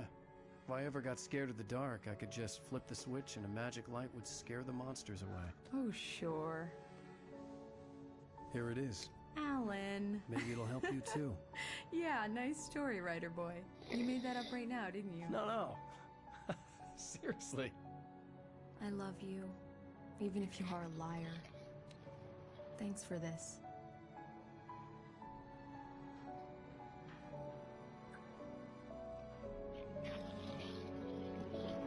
So that's Alec, or what's his name? Thomas Zane. Thomas Zane wrote that. How do you feel, Mr. Wake? For Alan. Any nausea, disorientation, anything like that? Mr. Wake, how are you feeling? I'm okay. My head's fine. I had to lie about my headache and memory loss. He'd send me to a hospital for tests. I couldn't leave without Alice. Very well. I don't think you have a concussion, but you've obviously been through quite a shock. You should take it easy for a couple of days. Well then, Mr. Wake, we're done here. If the pain gets any worse or you experience any other symptoms, you should come see me. I'll let you get on with it then. Sarah, Sheriff Breaker, is waiting for you. She's very good at her job. I'm sure she can locate your wife. Thank you for testing the lights, Miss Weaver. Everything seems to be fine. I don't have the luxury of being complacent, Deputy Grant. The bulbs will need changing soon. You can't change them in the dark. I'll be sure to take care of it, Miss Weaver. Have a nice day now. Very good. I'll come back later on to remind you, just in case. Mr. Wake, the sheriff is waiting for you in her office down the corridor. That was Cynthia Weaver. I guess you can call her the town eccentric. She used to be the editor of the local newspaper, but she's focused on, other things these days. She'd fit right in where I come from. Come in, Mr. Wake. Your phone's on the desk. The battery was dead. It's charged now. Have you started looking for my wife yet? My men are already on it. Now, can you tell me what happened? I'm not sure. I can't remember. We were arguing. I walked out of the cabin. The cabin on Cauldron Lake? How did you end up at Stucky's gas station? I wanted to tell her what had happened last night, but I couldn't. She'd lock me up. Excuse me. I need to take this. Hello? Alan, please help me. Alice? Stop talking to the law. You'll do exactly what I say if you ever want to see your wife. Who is this? Go to the back lot. There's a hole in the fence on the left. Look inside the junker. I left a little something there to convince you we're all on the same page here. After you ditch the cops, you're gonna meet me in Elderwood National Park. There's a spot called Lover's Peak. Midnight. Don't do nothing stupid, pal. We're watching you. Hey, mister! Hey, can you turn the light? The early morning light hurt my eyes and made my head ache. The man on the phone had said, go through the fence on the left.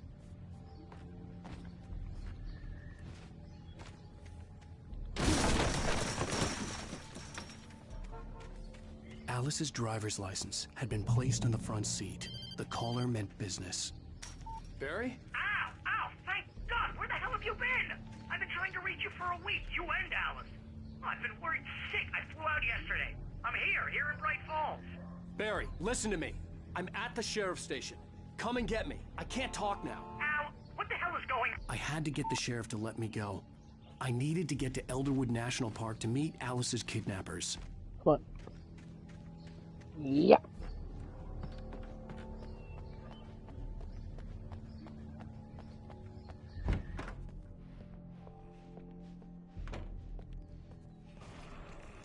A writer is a light that reveals the world of his story from darkness.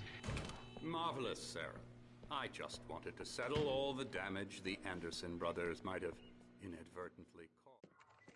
Are you feeling any better, Mr. Wake? I'd like to leave. Am I free to go? Well, we still need to talk about... Am I under arrest? No, of course not. But I need to know where you'll be staying so I can get in touch with you. I'd avoid the motel. The Majestic is known for its roaches. The cabins at Elderwood are pretty nice, though. That sounds perfect. I'm Dr. Emil Hartman. I'd like to invite you to stay at Cauldron Lake Lodge. Did you talk to my wife? I had the pleasure of discussing your situation with her on several occasions. Did you set something up with her? I invited her here.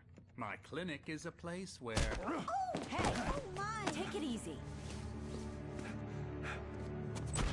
Hey, nobody move! Get your hands off of my client! Who are you? I'm Barry Wheeler, his agent.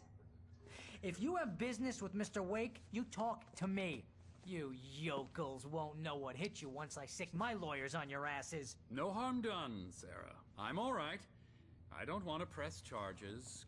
Mr. Wake, my offer still stands. Get me out of here. What the hell was that about, Al? We don't need a replay of that thing with the paparazzi. I thought they were gonna lock you up. I had to talk to someone. I told Barry everything. He thought I was certifiable, but when he heard about the manuscript, I had him. The fact that I'd written something, even if I couldn't remember it, was enough for him. He smelled money. And he believed that Alice had been kidnapped. Anything beyond that was another story. I had a midnight appointment with the kidnapper in a place called Lover's Peak, somewhere in Elderwood National Park. The plan was to rent a cabin. I don't like it, Al. I don't like any of it. It's not good. In fact, it's the absolute opposite of good. Mr. Wake! Barry, you found him! Hi, Rose. Oh, wow. I was just thinking about you, too. Great. I was just bringing Rusty some coffee. He's on the balcony, looking after Max. Poor thing. I really need to go. Great to see you again, Mr. Wake. Later! Who's Max?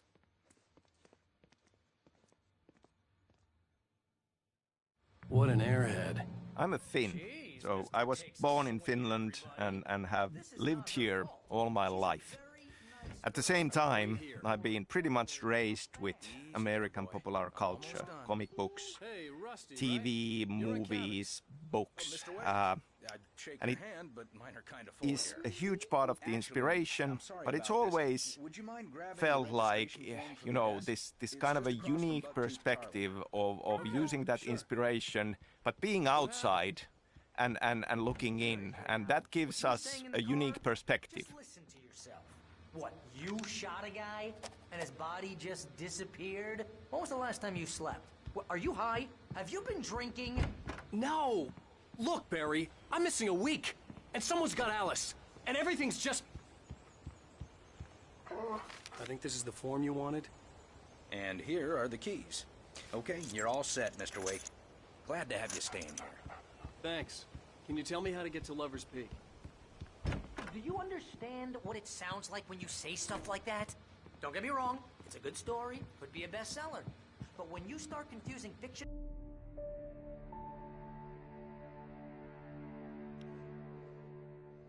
That's just crazy talk, Al. Al! Al? We should go to the sheriff or call the FBI. Damn it, Barry, they'll kill her! This is not a goddamn debate, Barry. I'm going to Lover's Peak. He said to come alone. Okay then. I understand. But you're my best friend, and I'm worried that you're not right in the head.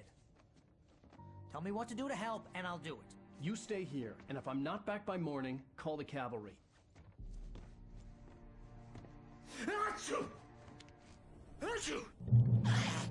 Obviously, being a Finn and having lived here all my life, the culture is very much part of me. And you know, can't help but to bring in elements of it into my writing. And I think that can be seen in the stories of Remedy games, even starting from the original Max Payne. I mean, there was this huge winter storm that was part of the setting of that game. And it's in other games as well.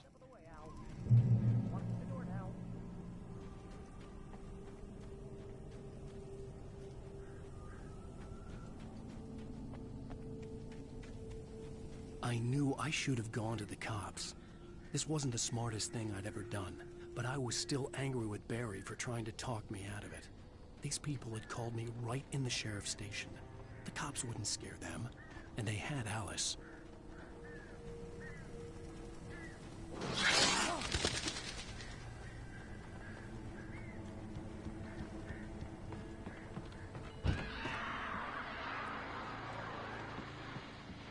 Let's see if I can find any extra loot.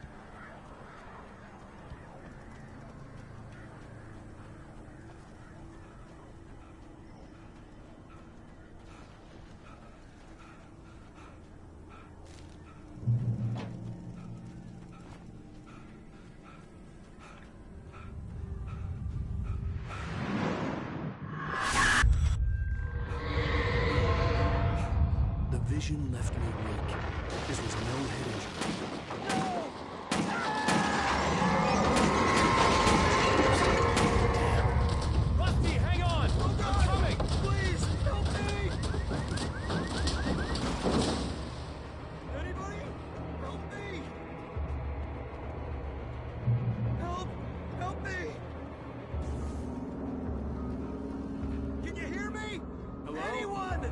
Please help! Back here. Mr. Wake? Oh, hell. It happened just the way it was on that page. I found. Came true. It knew. So dark. It'll come back for me. You must... The lights. In the office. I have the key.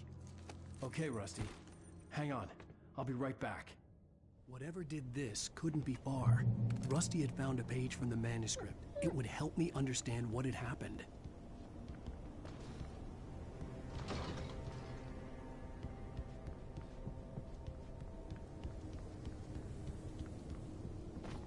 Finnish culture, Finnish landscape, the nature, I feel has been one way or the other a part of all of Remedy game stories. In Alan Wake, obviously, we have light and dark in a strong role, and if we think about the seasons in Finland and the kind of the schizophrenic nature of winters being very dark and summers being all sunshine way into the night, there is an echo of that in the themes of light and dark.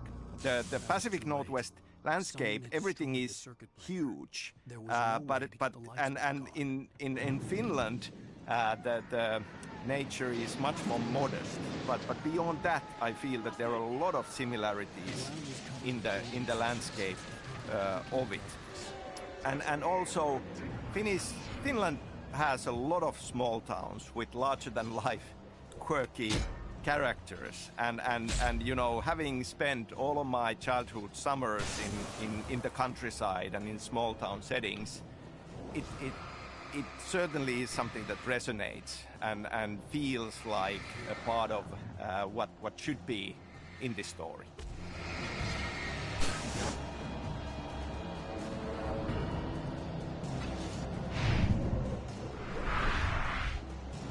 Come on.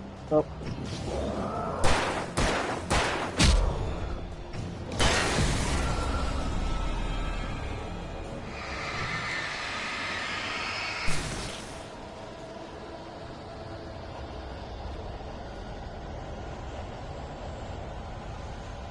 Something had torn a mammoth-sized hole in the wall. Please don't feed the animals.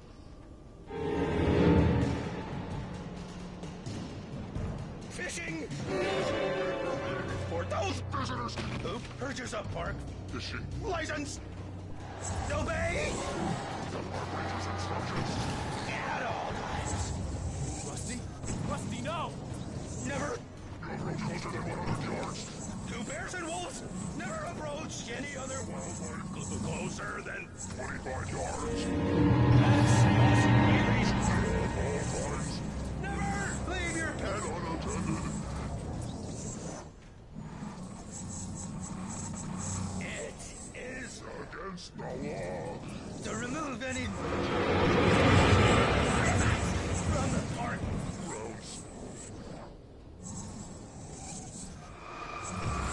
This includes even rocks. You may find a way.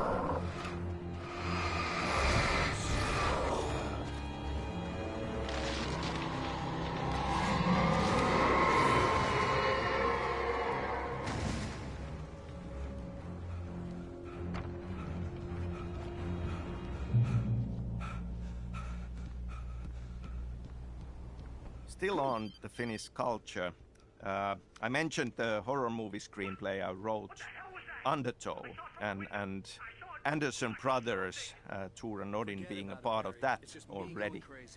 Now, that story is set in Finland, and yet we have Tor and Odin as Swedish-speaking Finns in there.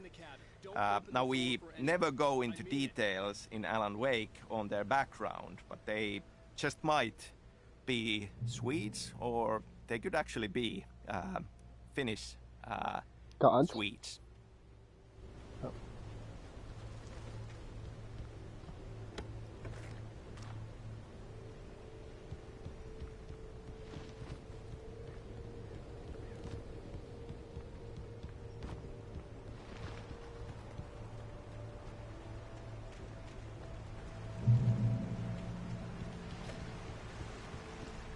Lover's Peak was at the far end of the nature trail. Alright, there's a chest in here. Remember seeing that.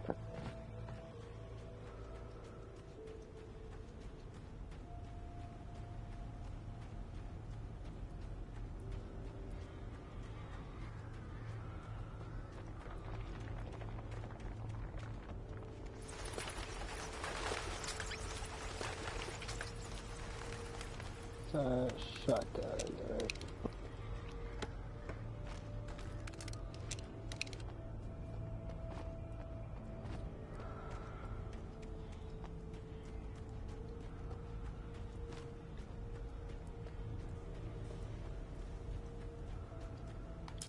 Let me see where the next chest is.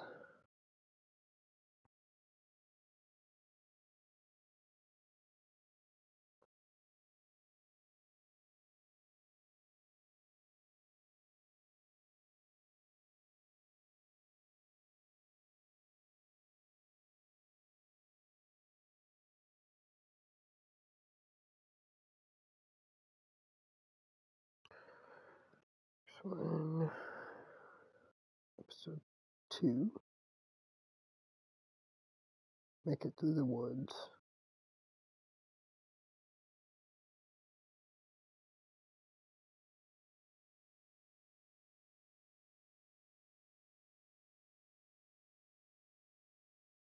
Okay.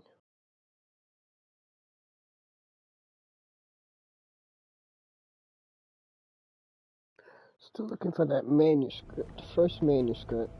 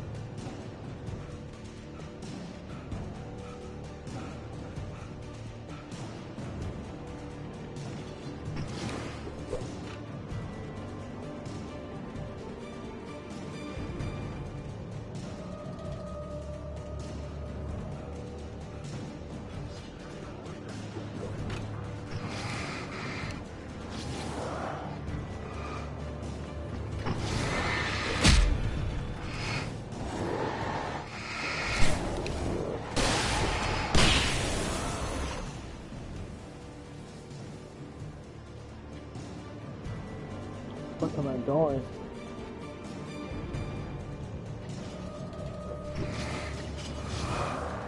Checkpoint. The marker is like pointing this way.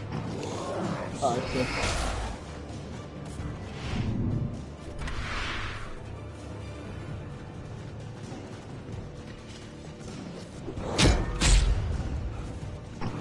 Probably could have saved that flower.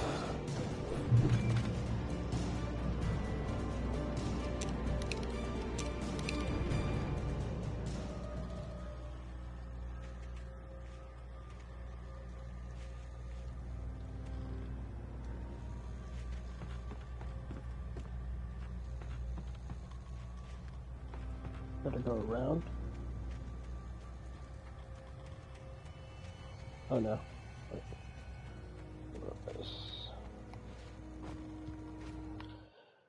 Goddamn second. I feel like.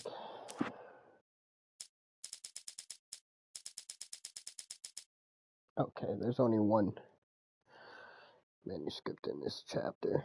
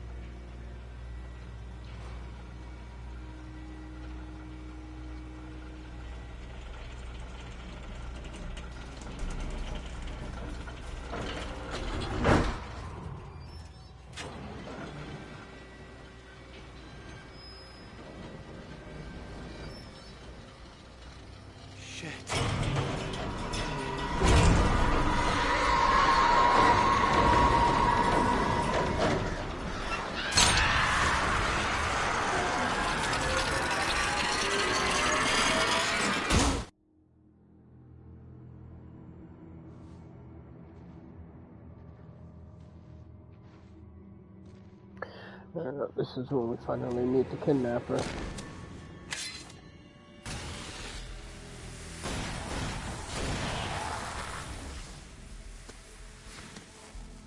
Come on, we gotta get moving. More of them coming. That flashlight's kid stuff. The flares will keep the bastards away.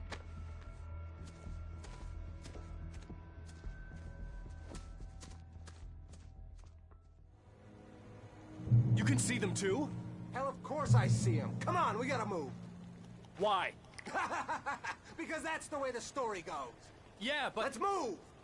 I lost my gun back there. So, Oh, I've got a gun. I feel that Finnish culture will be, in one way or the other, present in all the stories I'll be writing. And in fact, in Control, if we go beyond Alan Wake, we have Ahti, the strange janitor character who definitely has a Finnish background, and even a Finnish tango as part of it. Bring it!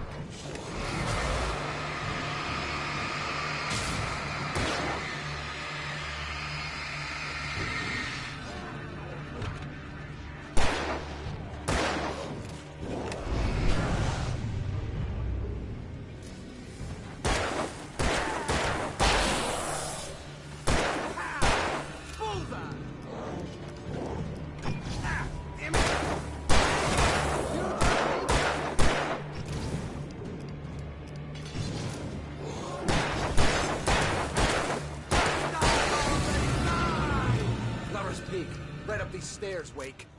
Use the flares from the emergency box to hold them off while I get these boards off. Are you kidding me? Gun. Yeah, no can do, Wake.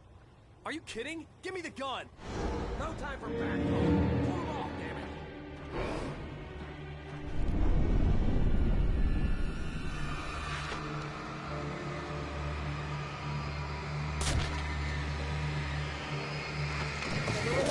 Scare them off! Get some light on those bastards!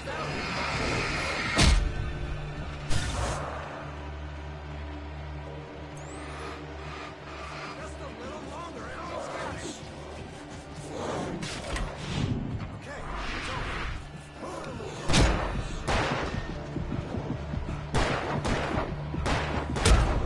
No way.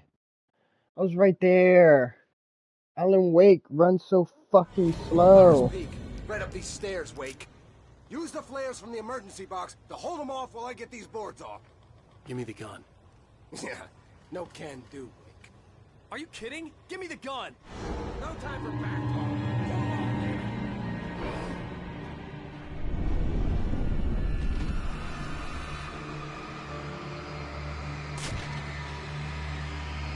Pull them off, damn it. Longer! Scare them off!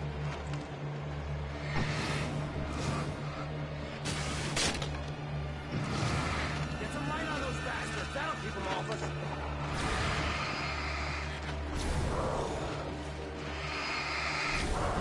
Just a little longer! I almost got it!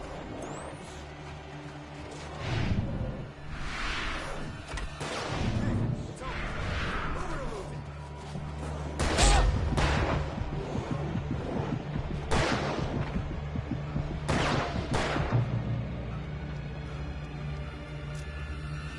Moving! Oh, you feeling better now, Wake? All cozy and safe.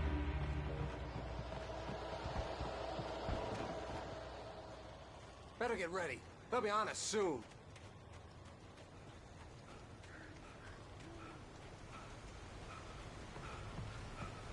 This is it, Wake. Last stand. There's more players here. Get ready. We fight them as long as they keep coming. Give me the goddamn gun! They're coming! That's not how this goes. Get with the program, Wake.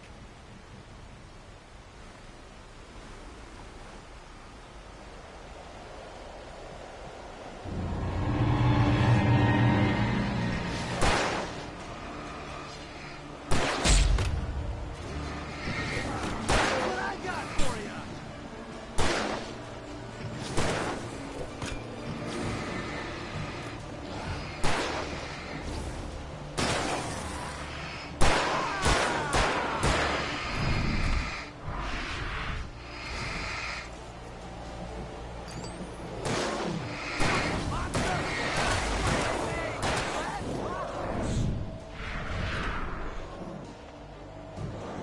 Yeah, got hit. He has the gun.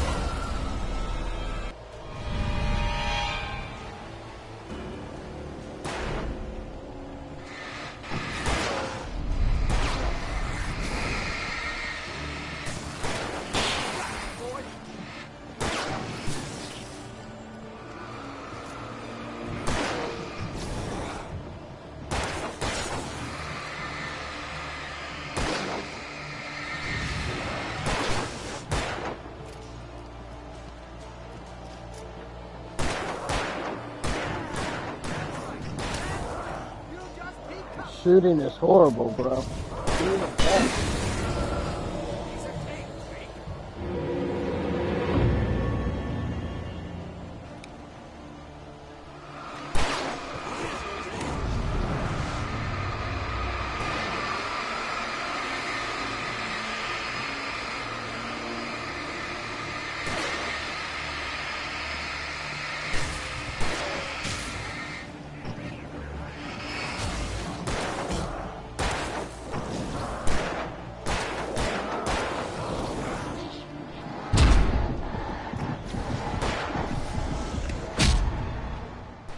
Of course. There's more players here. Oh God. We fight them as long as they keep coming. Give me the goddamn gun! They're coming! That's not how this goes. Get with the program, Wake.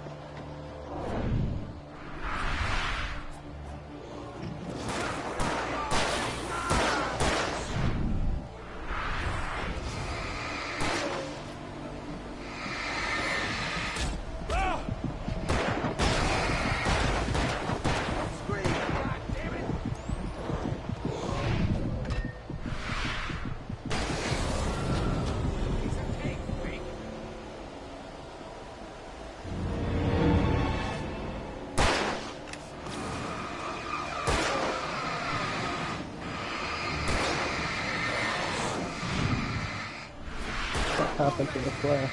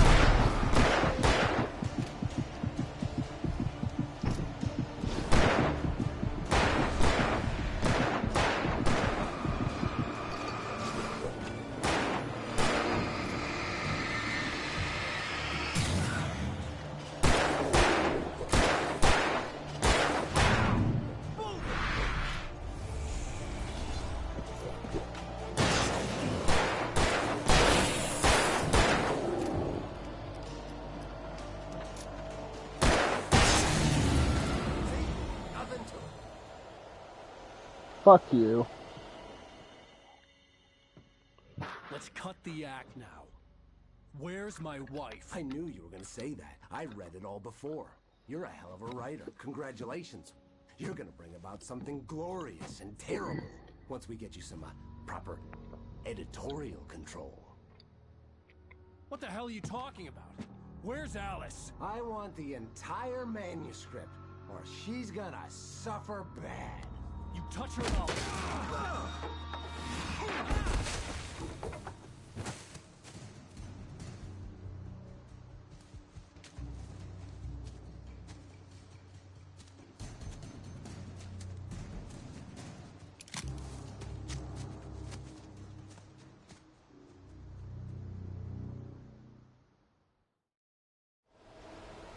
You're gonna give me the manuscript, or you'll be sorry. No! Come back here! I swear I'll kill you if you hurt Alice! Do you hear me? Come back here! I'll kill you! He had Alice, and he wanted the manuscript because he thought it held some magical power. But I had no manuscript to give him. I had to get back to Barry and figure out my next move.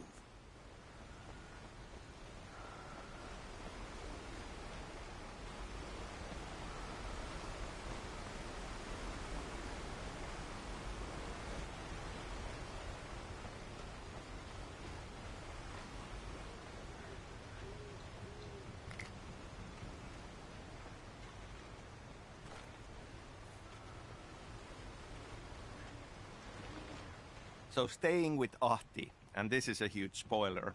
In Control's AWE DLC, if you do all the Ahti missions, you'll get a postcard from him. And there he is at home and happy on the porch of his sauna. And the title places him in the Washington state. So it is this big loop, and it all comes back to Alan Wake.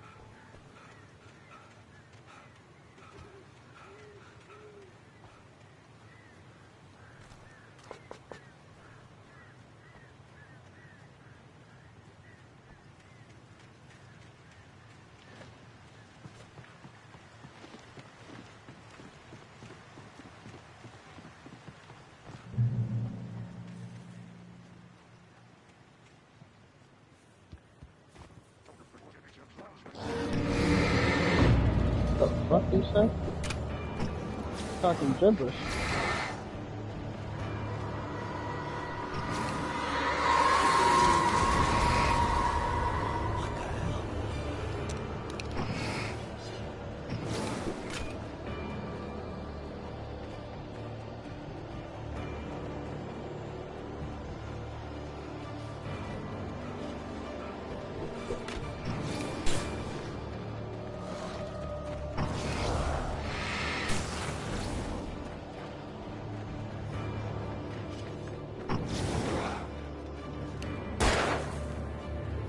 What's that?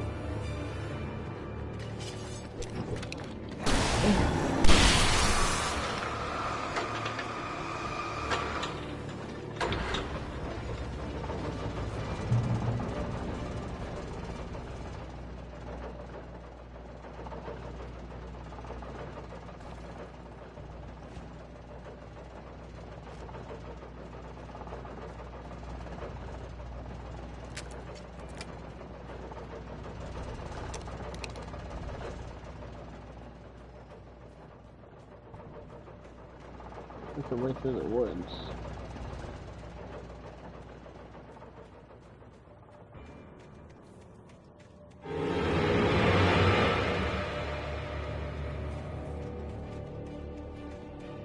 I'm going the wrong way.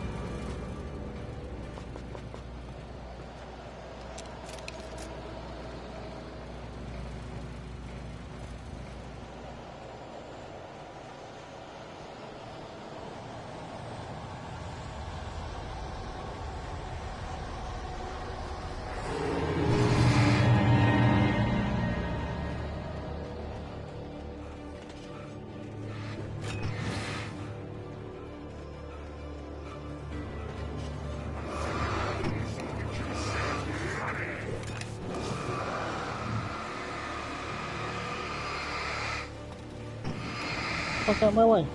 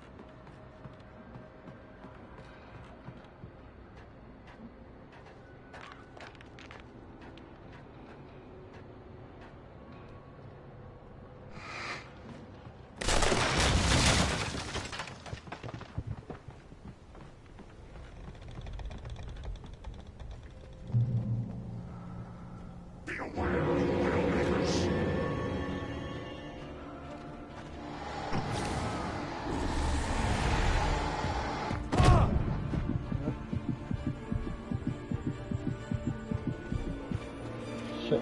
Ugh. Stop.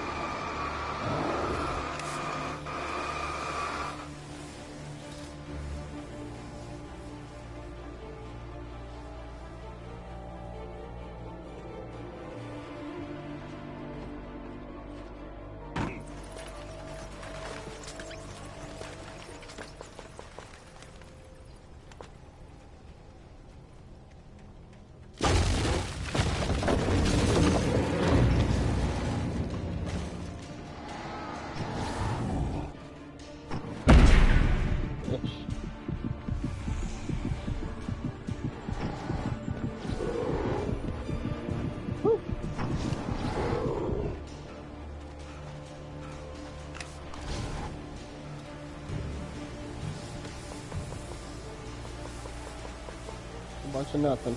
Okay.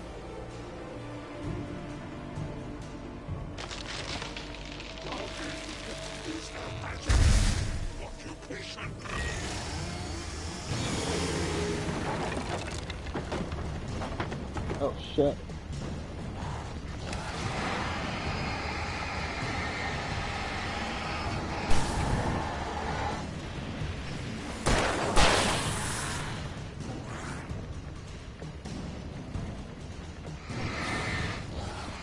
What?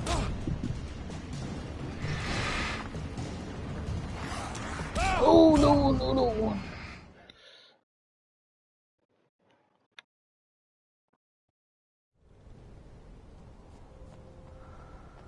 Be aware of Widowmakers.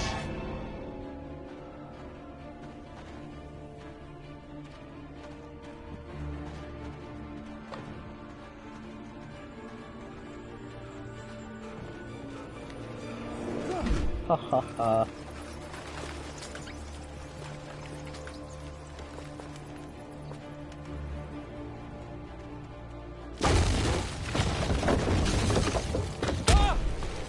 Motherfucker.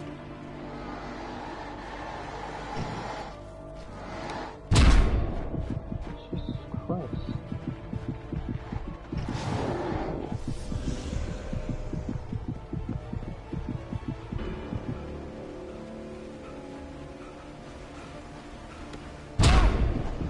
Hey, buddy.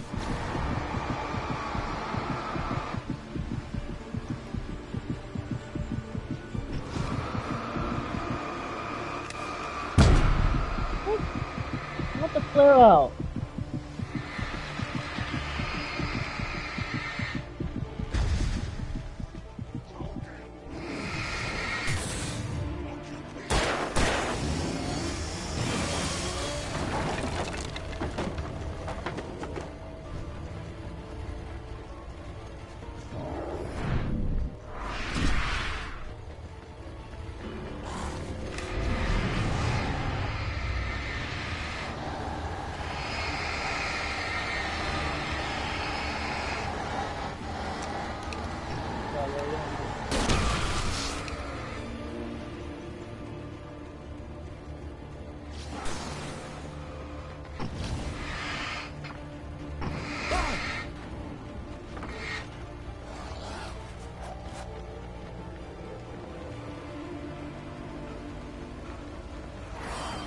Yeah. Oh, Alan, are you? He's.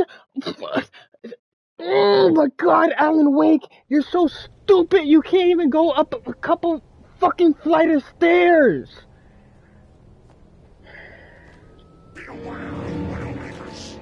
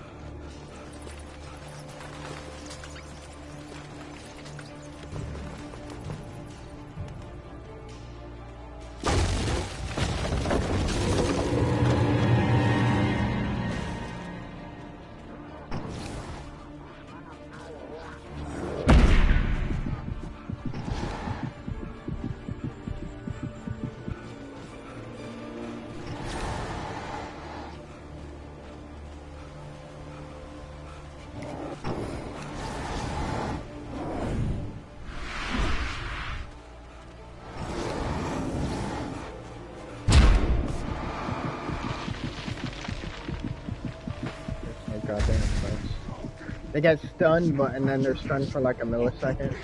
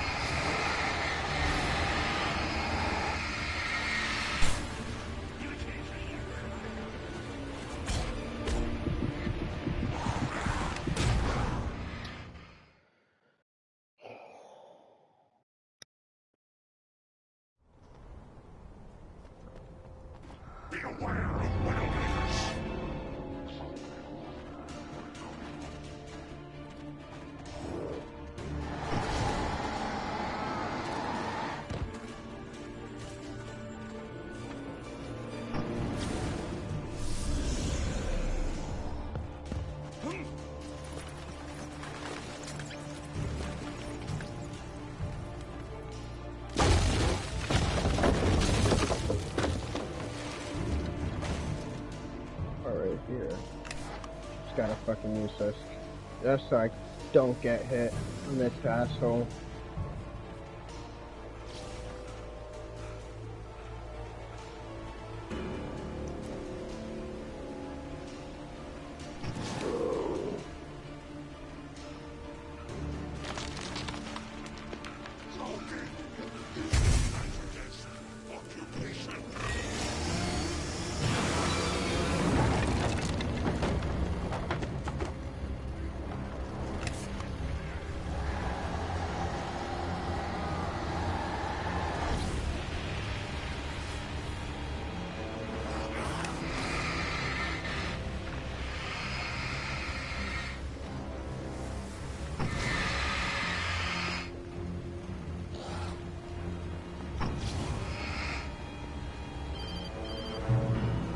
Oh, now he goes up the stairs, no problem. Last time, he had trouble going up those two fucking stairs right here. Stay out of sight. I'm on my way. Don't open the door. What, am I crazy? Stay hidden. I'll be there soon. Just make sure you keep the lights on.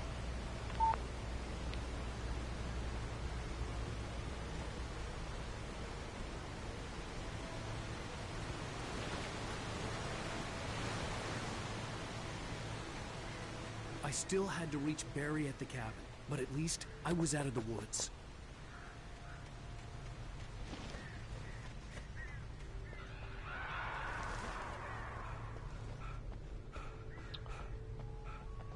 Gotta get the cues.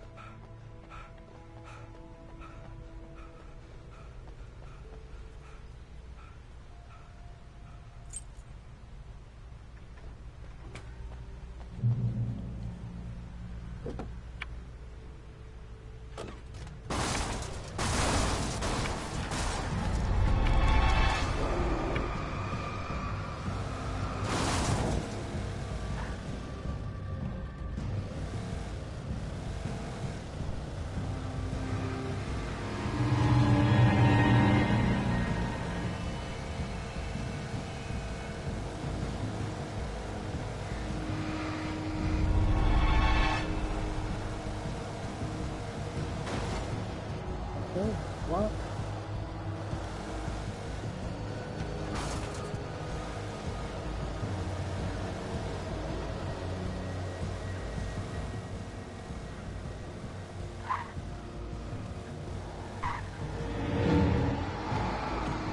Why does the camera always turn backwards when I use...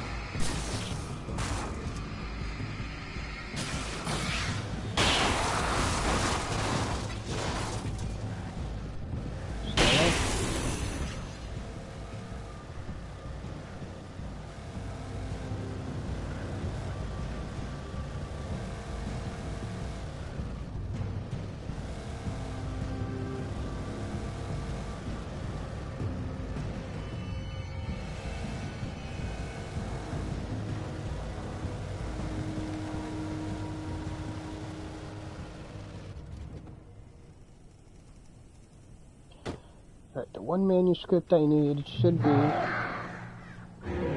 this road.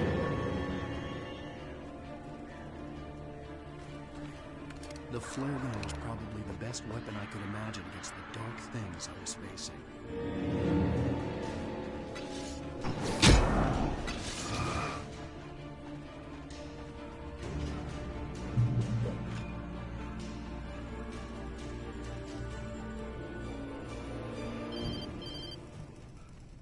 It was the kidnapper.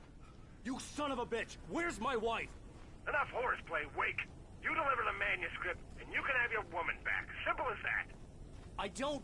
Listen. I'm gonna need time to finish it. I still need to write the ending. I need a week. It's not done? I need a week. 2 days. The old Bright Falls coal mine is nearby. You can find it easy, city boy.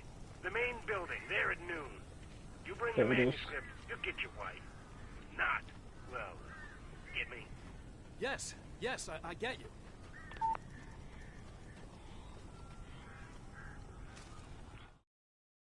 The dark presence had touched the girl to lure the writer into a trap. Now it was night, and he lay helpless, drugged, lit only by the flickering of the TV screen filled with static.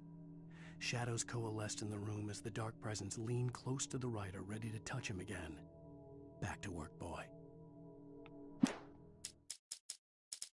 Alright, so now we got all manuscripts for episode 2.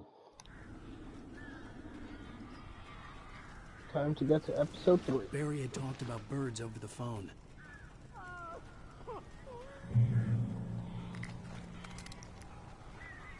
I'll probably get the one trophy for killing 1,000 birds right here.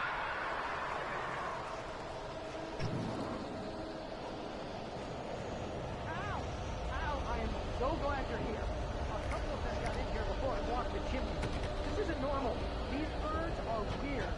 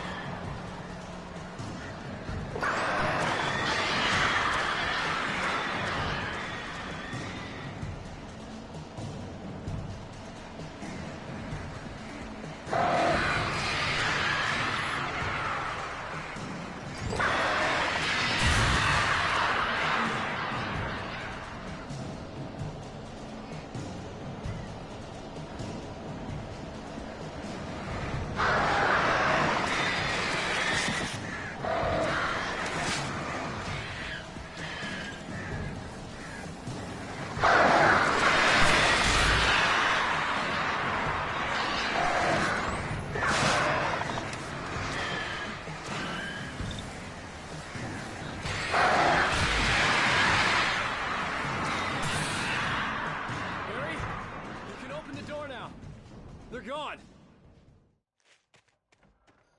What? I didn't get a... How many birds I got? 901. We need 99. Alright. Hey, Al. I'm Sorry for thinking you were having a psychotic episode, man. It's okay, Barry. I sent Barry to the town to ask around about a man fitting the kidnapper's description. He'd go through the archives of the local paper. Perhaps he could learn something. Anything about the island and the cabin that had disappeared. The man wanted a manuscript. I had to try to write him one to get Alice back.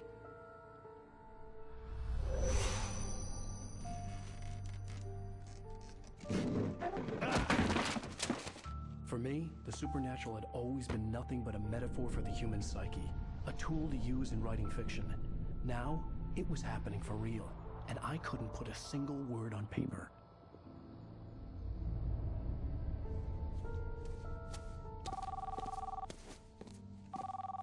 Barry Wheeler speaking. This is Rose. Rose? I found Mr. Wake's pages. Oh, you sweet, brilliant girl. Could you and Mr. Wake come get them? I live in the trailer park outside the town. We'll be there in less than an hour. I know. See you soon.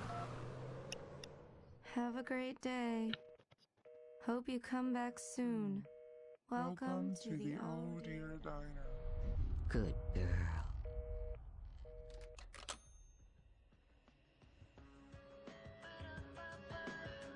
What? Sucking my butt? That? Oh, what? Chicken butt? Chicken what? To the what? Yeah, Come here. Over here? Pretty please. Can you tell me where I am? Not here, or where? Won't you say something? Pick boop. I need to get my bearings. Yeah. Previously on Alan Wake, Alice has been kidnapped. Alan, please help me. Alice? You'll do exactly what I say if you ever want to see your wife again. I can't tell anyone except my agent Barry. Damn it, Barry, they'll kill her. You're my best friend, and I'm worried that you're not right in the head. The ransom is a manuscript I supposedly wrote that's coming true before my eyes. It happened just the way it was on that page. So dark. I have found only a few scattered pages. I want the entire manuscript. The deadline is in 2 days. I found Mr. Wake's pages. Good girl. I want the manuscript in 2 days. I don't know. She's resourceful. Or you know what's gonna happen. Too hard on her. No Listen, I found out rubber. all sorts of interesting stuff while I was digging around. Yeah. Mr. Wake, it's Sheriff Breaker. We have an FBI agent here, Agent Nightingale. FBI? He's anxious to see you. You'd better So, come to the station. in the trailer, I noticed yesterday, it was my first time seeing the trailer yesterday, and in the trailer, they talk about Nightingale goes missing. We're looking for Rose. Works as a waitress down at the diner. Rose, sure. Nice girl. Who wants to know? I'm Me. Alan Wake. The writer, huh? I heard on the radio you were visiting. Well, I'll show you her trailer. That Rose, she's a nice girl. Always pays As a her- writer, when I'm working on a story, I do like a bit of a guiding structure for it. I mean, there are obviously very different story structures out there. You know, your basic 3-act structure, hero's journey, and all. And I kind of use some of these as a reminder to myself that whenever I kind of run into a problem in the story, then I glance back at these structures if there is any help to be offered. But I ran a bunch of searches, couldn't find a single thing he wrote. Ba-da-ba-ba. Zane was heavily into diving, so Ba-da-ba-ba. much so that the place came to be called Diver's Isle. But the volcano under the lake erupted in 1970, and Zane went down with the Look at these prices, guys. I would be eating here every day, getting a chili cheese dog right there, $1.49. Come on, I will probably be getting a taco Come on, dog. mister. I'll take you to Rose's trailer.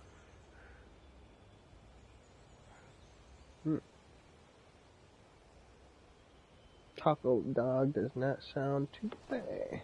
Just follow me. It's not far.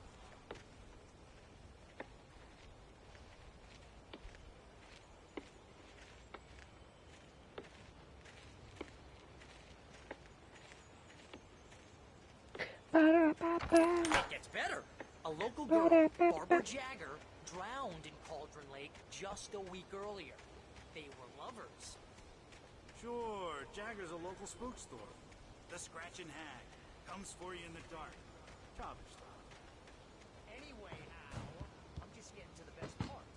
All of the articles about this stuff were written by Cynthia. Yeah, take your fucking time, guys. Welcome to... Oh dear. Mikasa is Sukasa. I'm so glad you're here. Rose, you have my manuscript? Oh. Oh, yes. Yes. Please, come in. Hey, this is really good. Rose, Yes, my manuscript. I really need it. I understand. I know what you need. A muse to inspire you. Oh, for Barry? She doesn't have anything. Yeah. She just wants to fuck. Hey, Al. Al, what's... Oh. Barry! What? What? What'd you do to me, you bitch? Yeah, but you can't.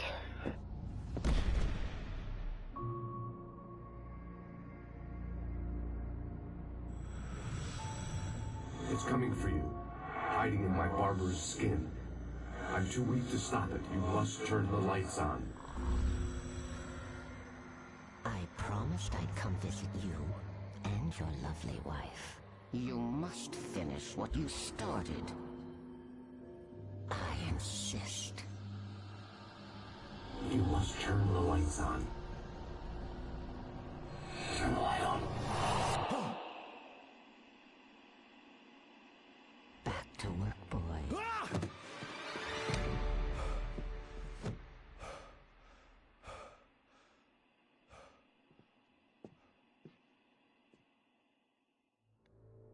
I felt nauseous, hungover. Only anger kept me going. Rose took a day from me. I had less than 12 hours left to meet the kidnapper. All I could do was get Barry into the car, work something out once I got on the road. My gun and flashlight were gone. I'd have to find a way to get Barry into the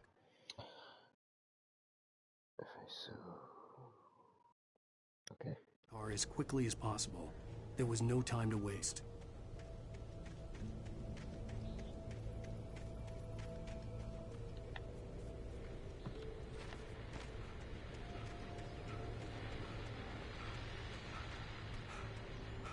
Ba-da-ba-ba.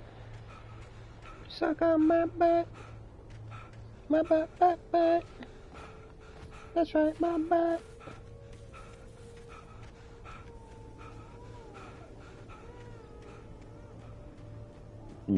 Hey, shut that baby up. People are trying to sleep. Oh, you're gonna get it now. He did it. God knows what you've done to that poor girl. This is Agent Nightingale, FBI. Get him up, Hemingway. You're under arrest. Hemingway. You move a muscle, That's my I'll unload right in your goddamn face. Stay first right where you are. nickname he gave me. Oh, he just gave me another one. Where were your splaying? Splaying? Nickname number 2. I'm standing right here, you goddamn maniac.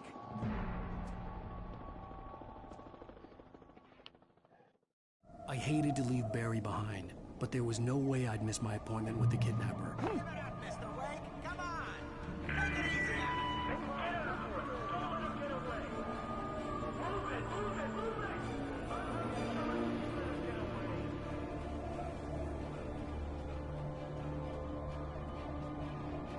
Explain.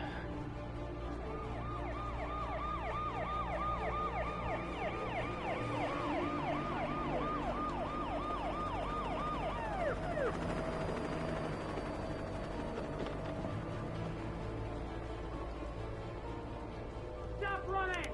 Please! Never. Okay, men, keep your eyes peeled. He's gonna try to make it through here. Oh, damn. You'll never catch me. Oh shit. You're gonna kill me.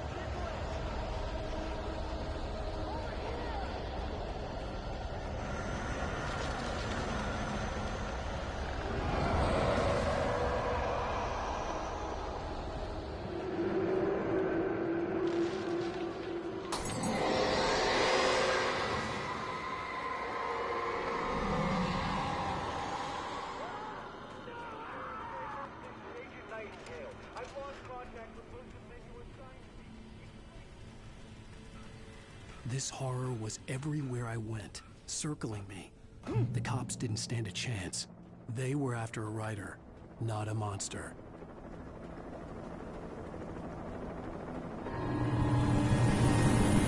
Oh.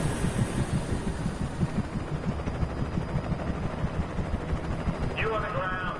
Hold it right there. There's nowhere to run.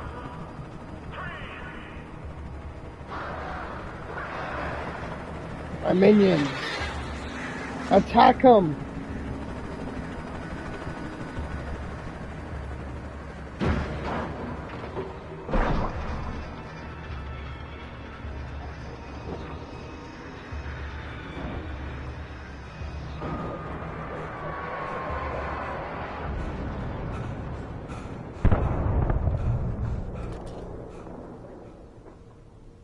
Woo.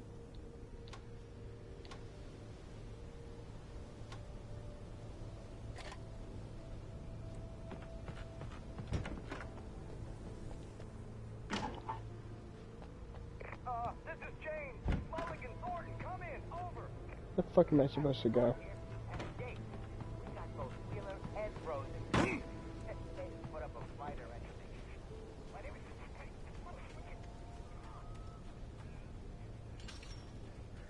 I imagined that the broadcast tower in the distance was part of the local radio station.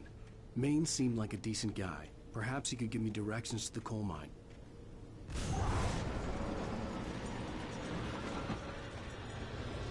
Unnatural shadows clung to the gate. The darkness that was after me was trying to stop me. I wouldn't get through without a light. There was no power to the searchlight. Of course.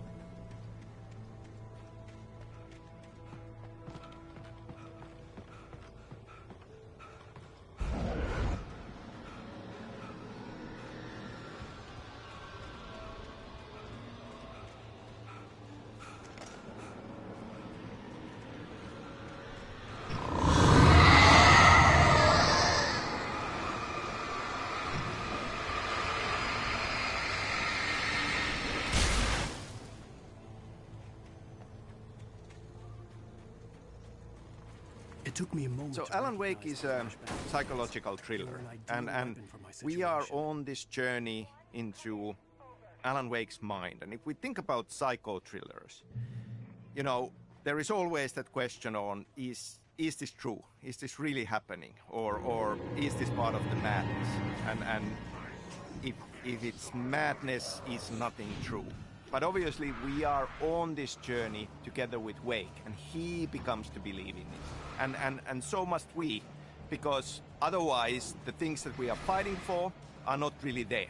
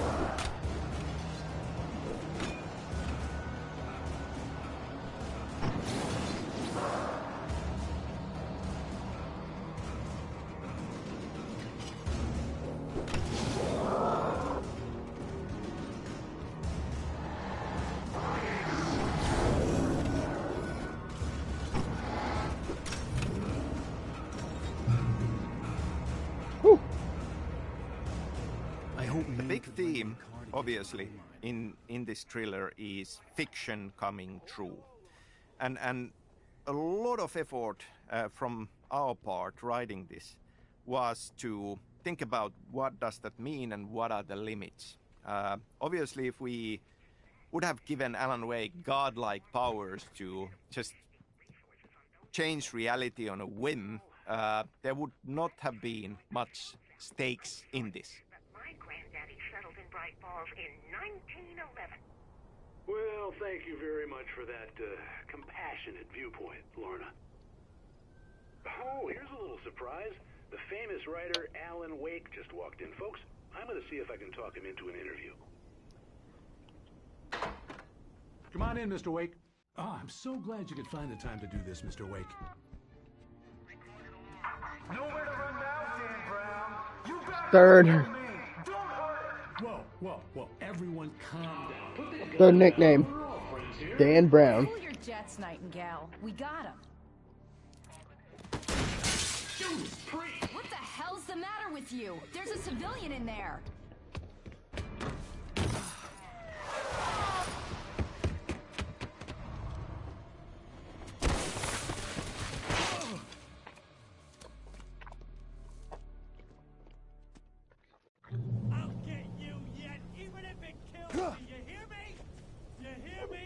So changing reality. That's our fourth nickname. Writing has to be a struggle.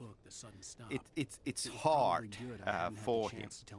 As writing a good story is hard for us. So there is this metaphor going on in this. And essentially what he can do is he can take existing elements and nudge them and tweak them. And in a similar way, I feel that story needs to feel true for it to be a good story.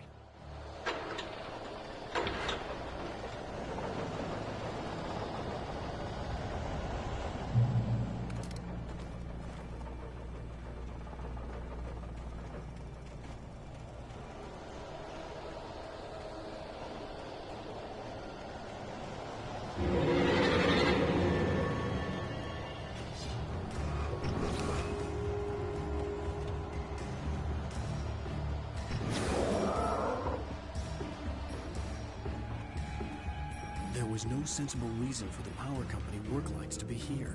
It was almost as if they'd been left for someone like me to use.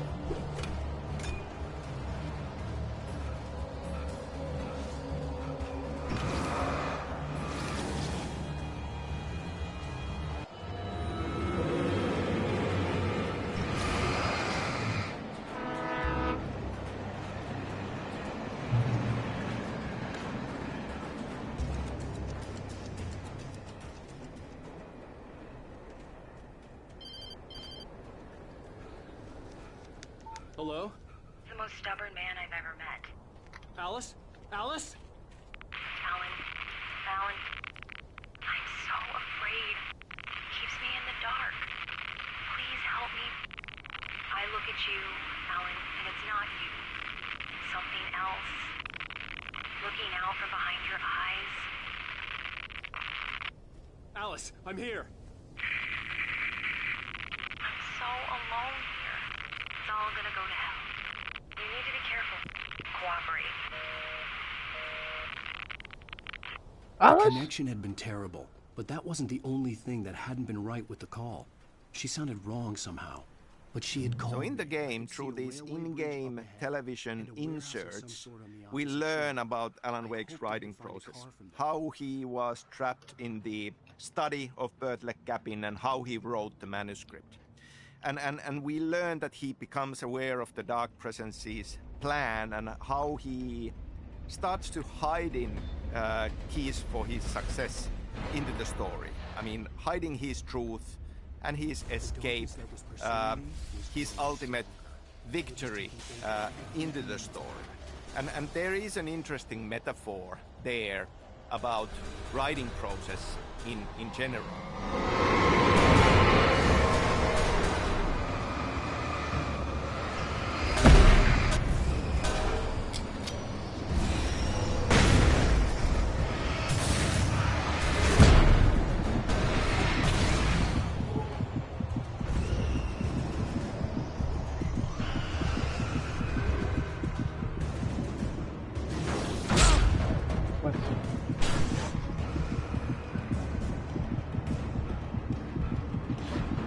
Alright, the manuscript that we need is right here. Even after all this time, hearing the Night Springs theme caused a surge of conflicting emotions in me. It'd been my first real writing gig. Barry had known a guy who knew a guy, and suddenly I'd been a semi-regular writer on the show. I'd always been ashamed of the job. Felt it was trash. I'd wanted to be an artist, a novelist. I'd been naive back then. It had taken a long time to learn to be proud of the work. So he worked on the show Night Springs. Okay, Scary Door.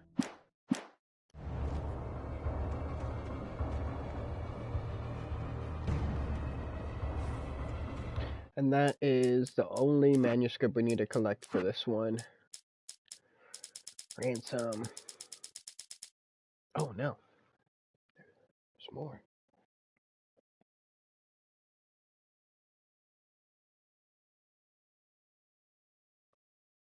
Okay, we got that one.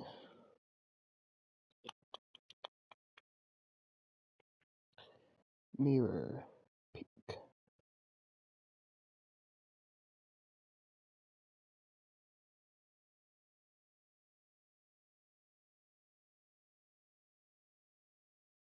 Okay, I know where that's at.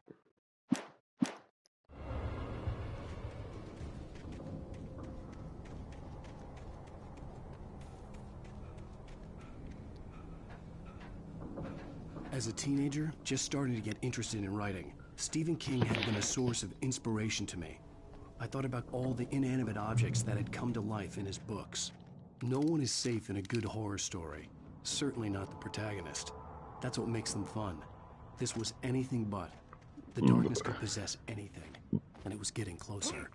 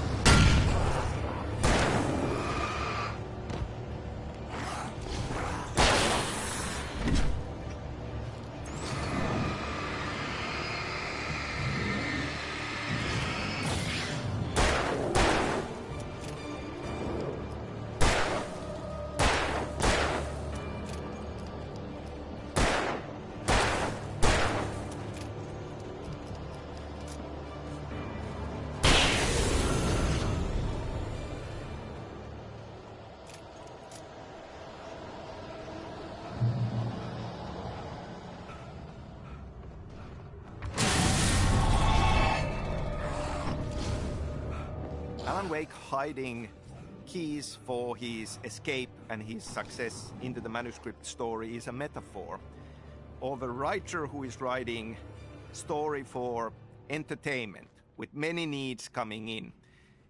We are hiding art into our stories, and this is kind of a nugget of wisdom from my drama teacher.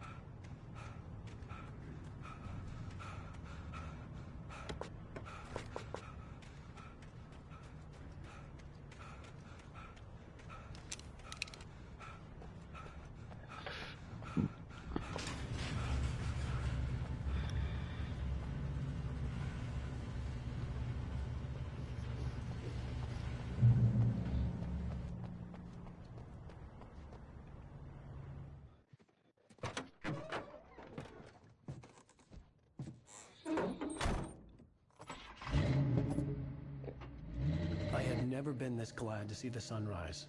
I had a couple of hours to get to the coal mine.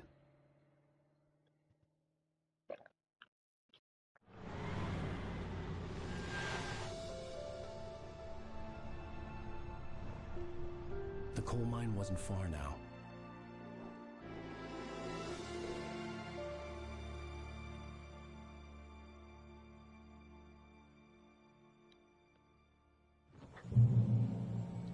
Today, I would meet the kidnapper. So I've been asked a few times, like, how much is Alan Wake, Sam Lake as a writer? And little by little, without realizing it, my answer is not really at all. But there is a certain kind of a truth to the idea that there are, of course, we always draw from our own experience. And I think that, surprisingly, a few of the Remedy games in some way are metaphors and commentaries on video game development.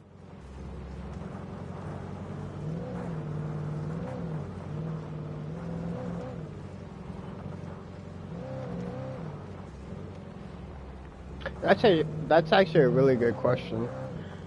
Like, since he was a writer and he wrote this, did he write himself as Alan Wake? Because Alan Wake is a writer.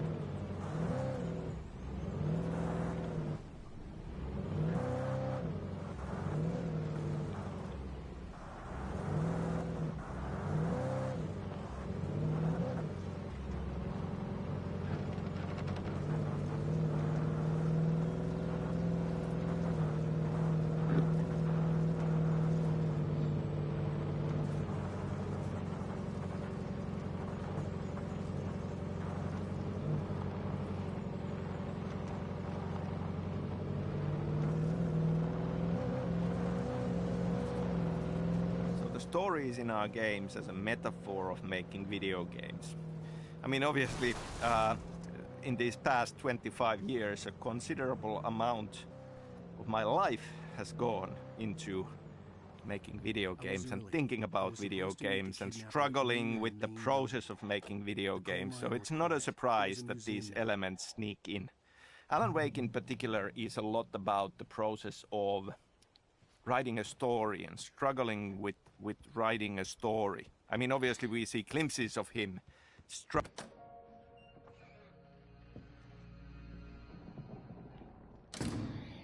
I didn't want to go outside. I was actually wondering if the commentary goes over the cutscenes, but guess not. The noon sun turned the place into a sauna. The day dragged on. Different scenarios ran through my mind. Ways of how I'd torture the kidnapper to get Alice back, or the different horrible things he could have done to her. I imagined her dead. I had no way of knowing she was still alive. It was killing me. Alice! I was running on blind hope. It was all a waste of time. The bastard never showed up.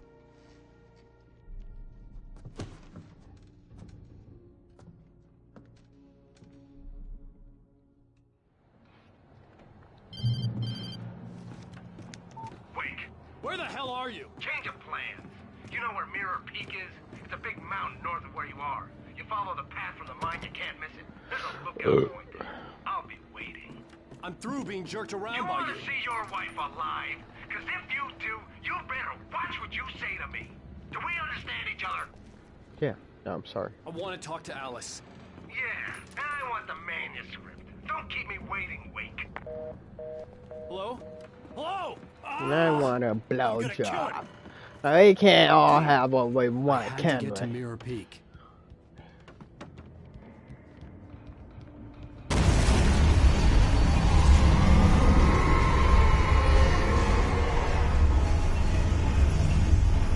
It was close. Maybe closer than ever before.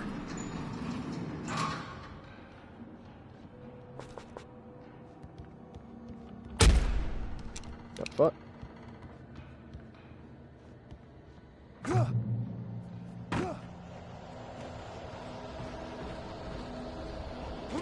Now in this commentary I talk a lot about my own perspective and how I see these things, but it's always important to mention that making video games is very much a team effort. There are a lot of brilliant, talented people working at Remedy and we're working on Alan Wake, and there are a lot of inputs. You know, as a writer, you have a story in mind and you refine it to a certain point. But then you have a lot of people bringing interesting, cool, surprising ideas to the table. And then it's a challenge to kind of pick and choose, take those in, and let them change it for the better.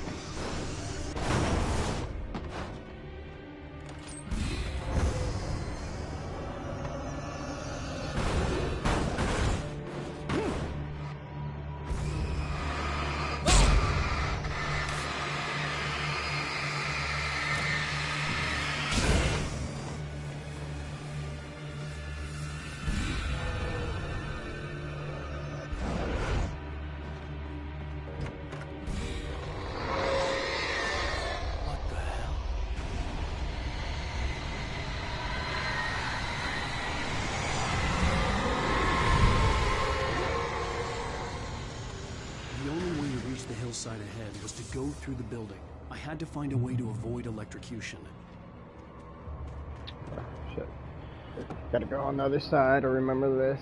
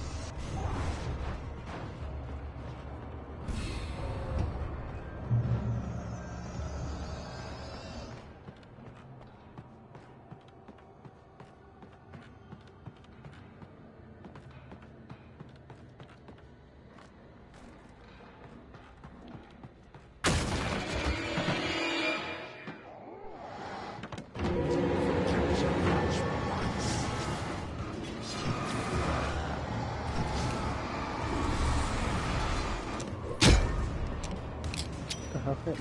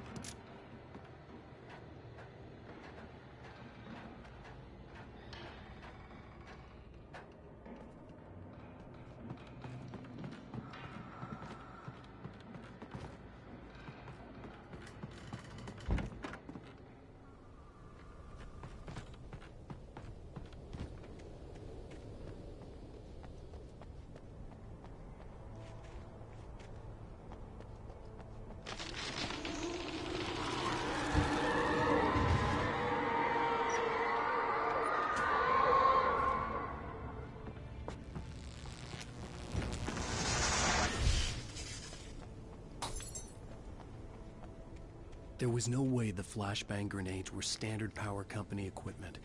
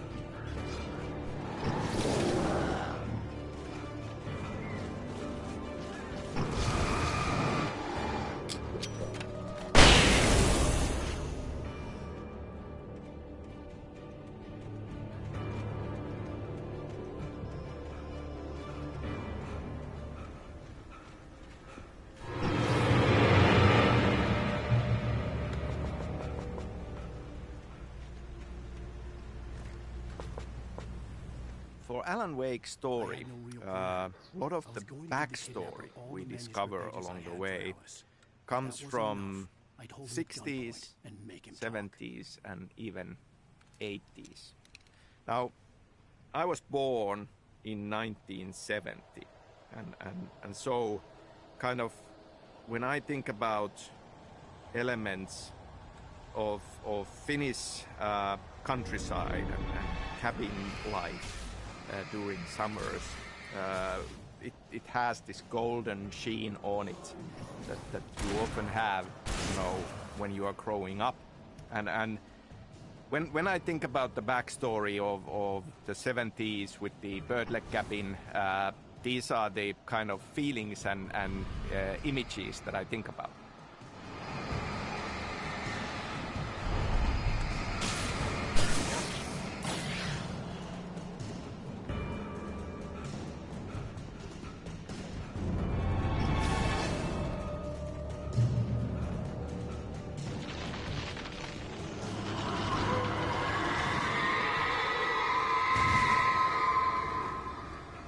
The dark presence was moving ahead of me in the same direction I was going. A cold feeling settled itself in the pit of my stomach.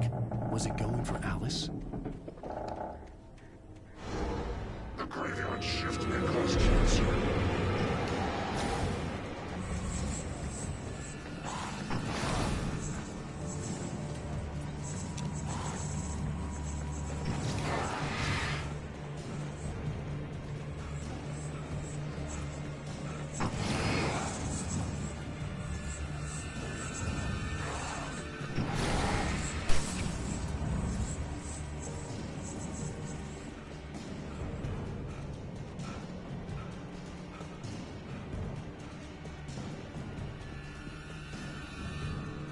Right.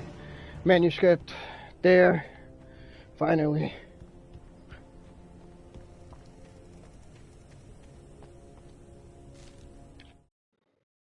I lifted the page in front of my eyes and read it. In it, I lifted the page in front of my eyes and read it. In it, I lifted the page in front of my eyes and read it. In it, I lifted the page in front of my eyes and read it. In it, I lifted the page in front of my eyes and read it. Yeah, he's in a fucking loop. I lifted the page in front of my eyes and read it.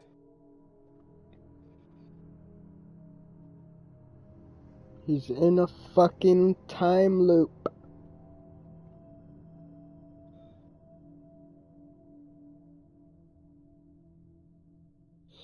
Next one is right around the corner.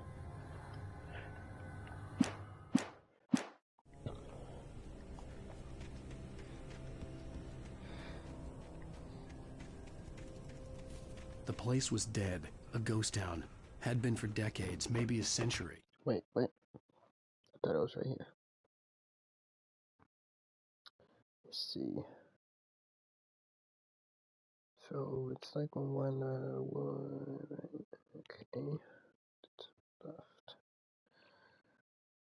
Alright. I think it's over there.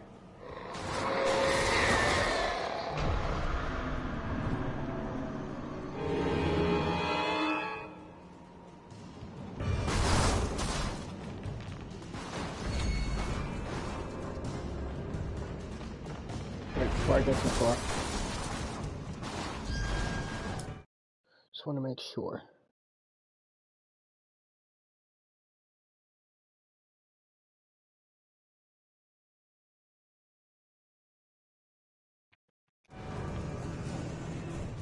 Yeah, I gotta go a little bit further.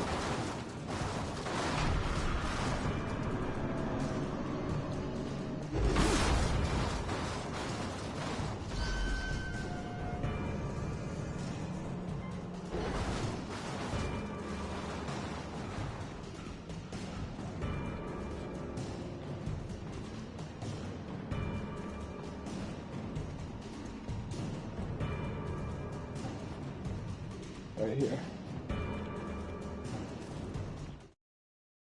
Doc sat down heavily. He examined Barry and Rose. Barry was already recovering. Rose was another story. She was conscious, but she was barely present, almost delirious, disturbed, touched in the head, they used to say. It wasn't the first time Doc had seen someone in such a state, but it had been over 30 years. Doc poured himself a stiff drink. He hadn't forgotten a thing. Next one is at the Anderson farm. Okay, So we got a while to go to get the next collectible. So we got all the manuscripts for Chapter 3, 2, and 1. Chapter 4 has 1 manuscript. Alright. We're good to finish this mission.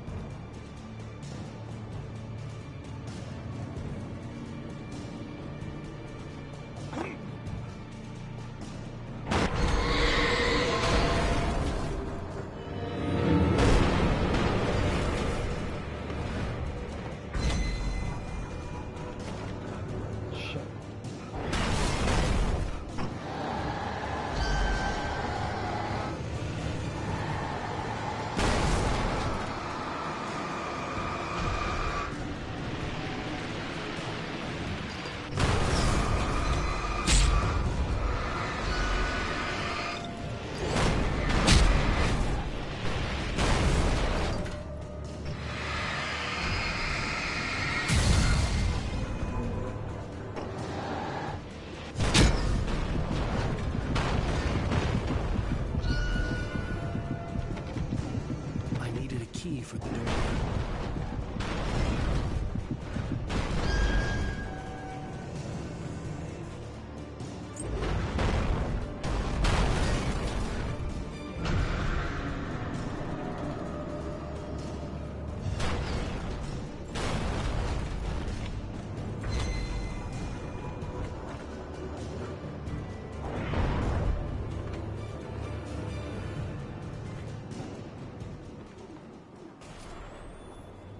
Anything outside of riding is a struggle.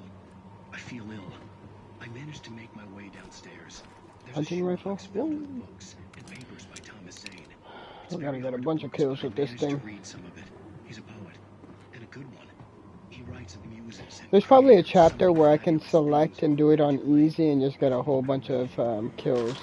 I'll have to check on that. I'm gonna try to get the trophy for the nightmare all in this one playthrough. Been doing 3 hours so far. We're in chapter 3.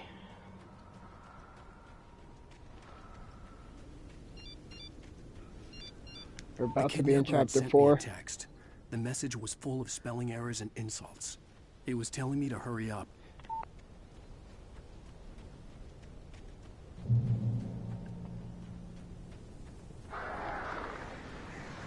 Birds.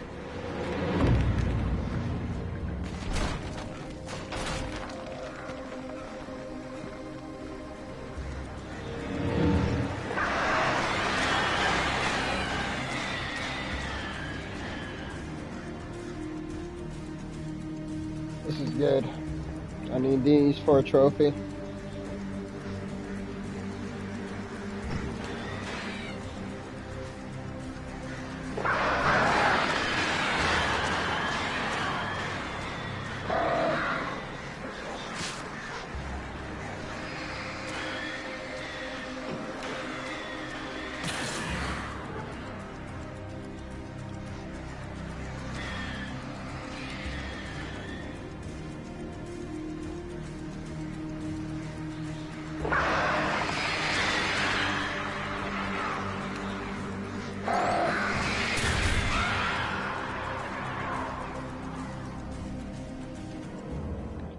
that put us at?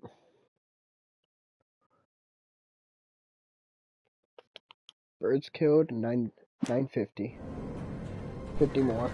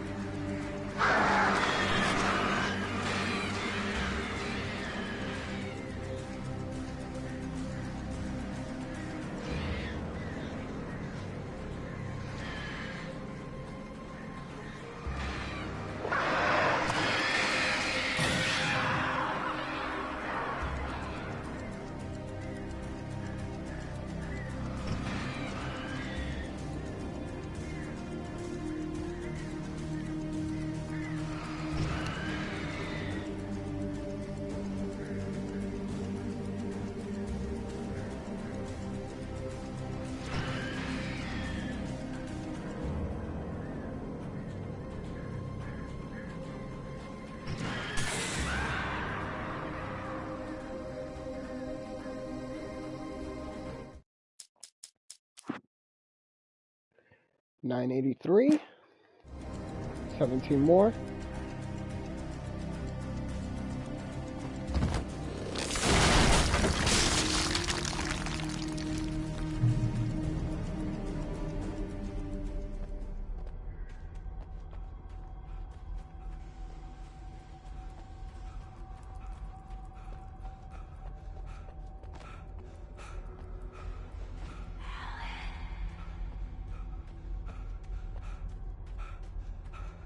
I think there's a chest down here. Should be good. Without warning, the headache stabbed at my brain.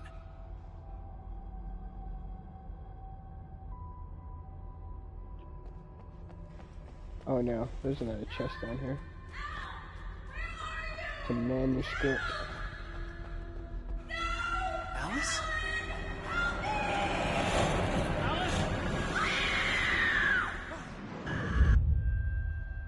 There. I'm losing it. I gotta get out of here.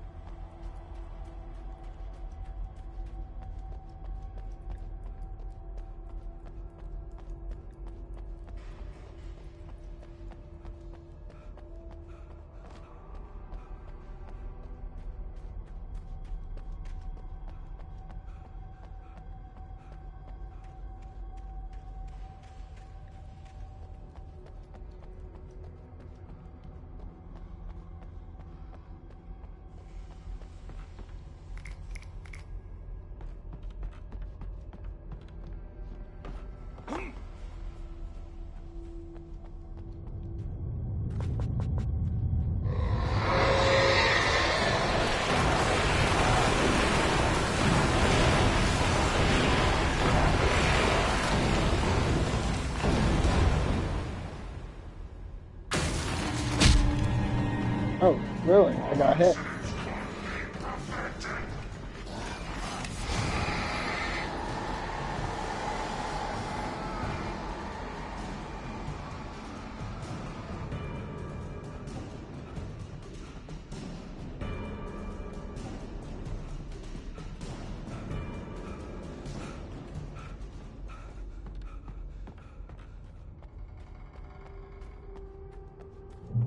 I'd have to make my way up this mine shaft in order to go on. Maybe the machinery could help me with that.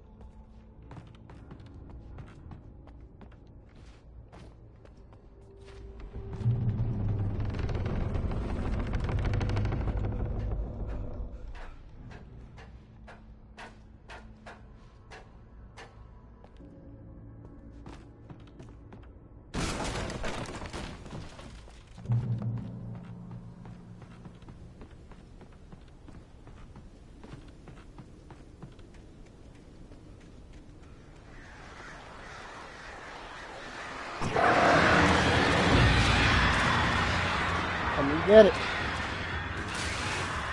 Oh. If it flies, it burns. It puts us at 68%.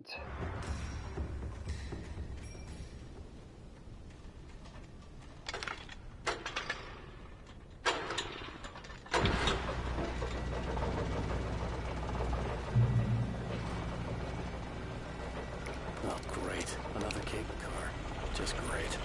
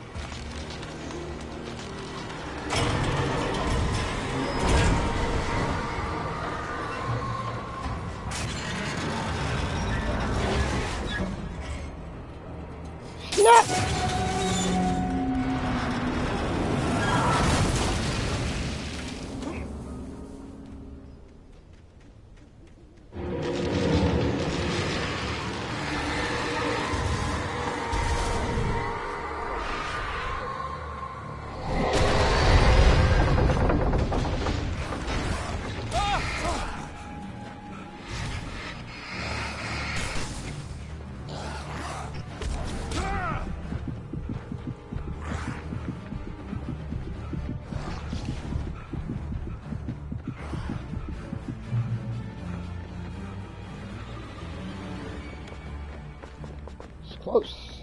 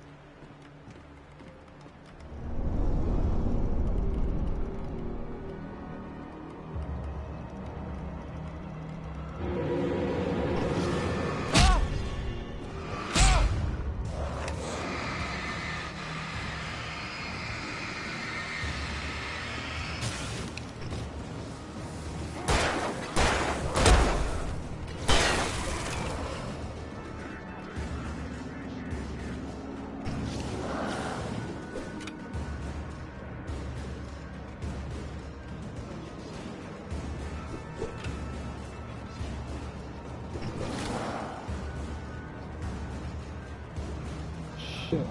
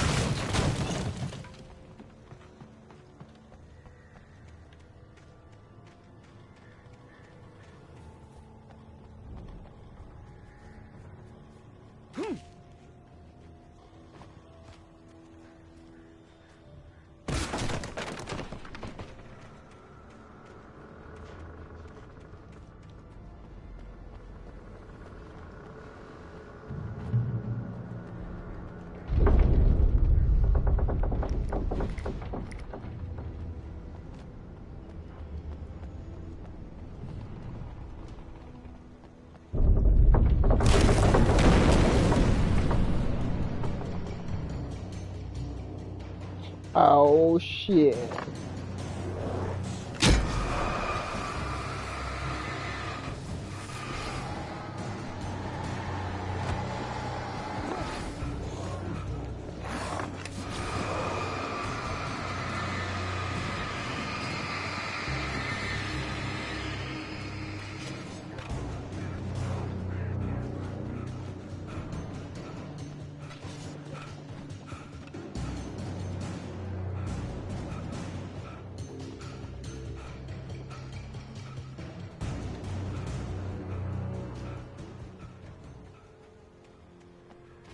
I could see Cauldron Lake. Meet the deadline. Oh. Okay, I got a random trophy there. You made it all the way to Cauldron Lake Lookout in under 30 minutes.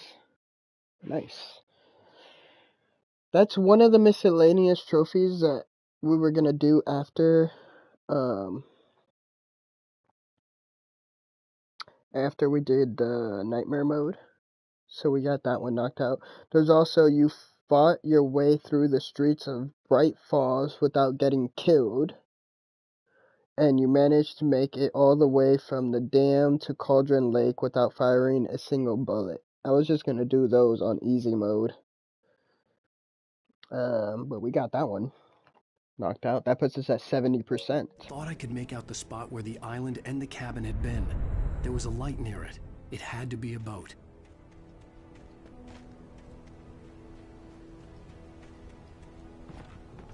I was close now. I had to get there fast. I dreaded what I would find. Hey, I'm here! I'm coming! No! Get away! Sorry. Please, lady. The boss didn't know who he was messing with. I didn't know. I swear, I didn't know. We don't have his wife. Okay, so next this is it. This is the end of chapter 3. I'm gonna go into chapter 4 right now.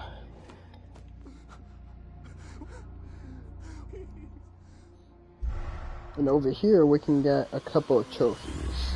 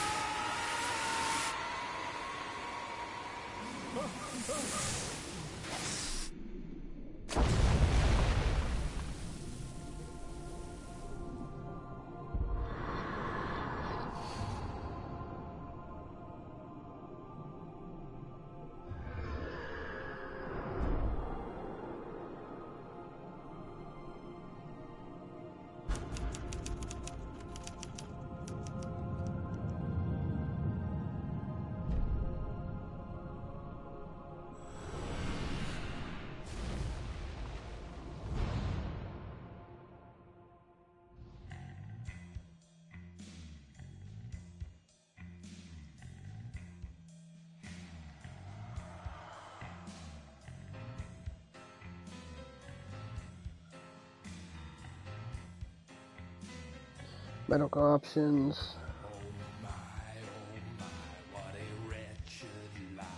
We gotta see when we have the objective. Go to Harmon's office.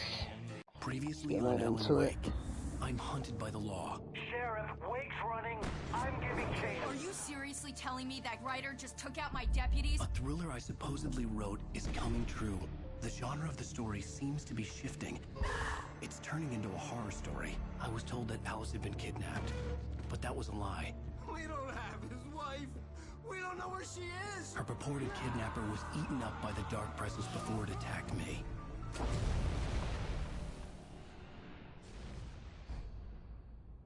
Escape the clinic and... Alan, shh, baby. It was just a nightmare. Alice. There you go, Alan. Hartman, I fell. I had to give you a sedative. Don't fight it. You went through another rough period. What?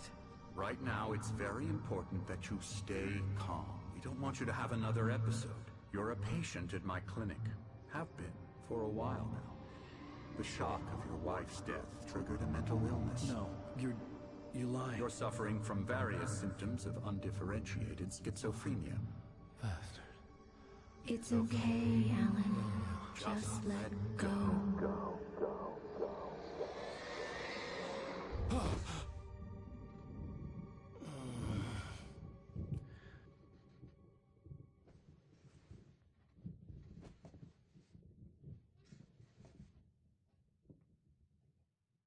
I felt groggy.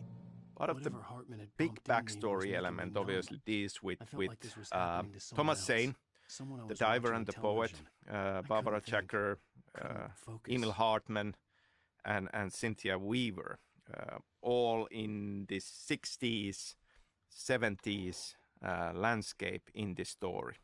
I mean, Thomas Zane is a very kind of important character. Also, somebody who wrote, and also somebody who is now as the diver, very much guiding Alan Wake, but in some ways also haunting him. And many of these elements are set as part of that backstory. I understand you're confused. I would be more concerned if you weren't suspicious of me. I don't blame you for it. Big of you. Now, why don't you come with me? We'll reacquaint you with my clinic and go over everything you might have forgotten. Little walk and some fresh air? Yes, it will do you good. This corridor is for patients. Most of them aren't here right now. Jack took them out for a fishing trip, except for the ones who are particularly vulnerable, of course. I encourage creativity as a part of the recovery process here at Cauldron Lake Lodge. I specialize in treating artists. I bet you do. Splendid, Alan. I honestly believe we can get this thing under control if we work together. This way, Alan.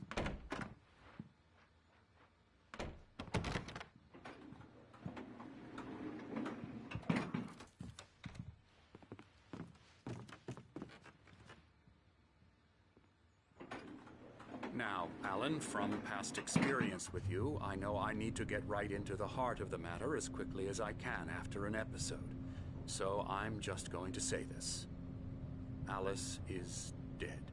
No. You're in a very vulnerable state until you understand and accept this. Alice drowned, and you couldn't face that. You're suffering from hallucinations, paranoid delusions, unusual thinking, an obsession about light and darkness, a feeling that everything revolves around you, your thoughts and dreams. Your mind has constructed an elaborate fantasy scenario in which your writings are affecting reality. She has been kidnapped and supernatural forces of darkness are trying to stop you. Oh, yeah. Okay. Thought I was in his way. Okay.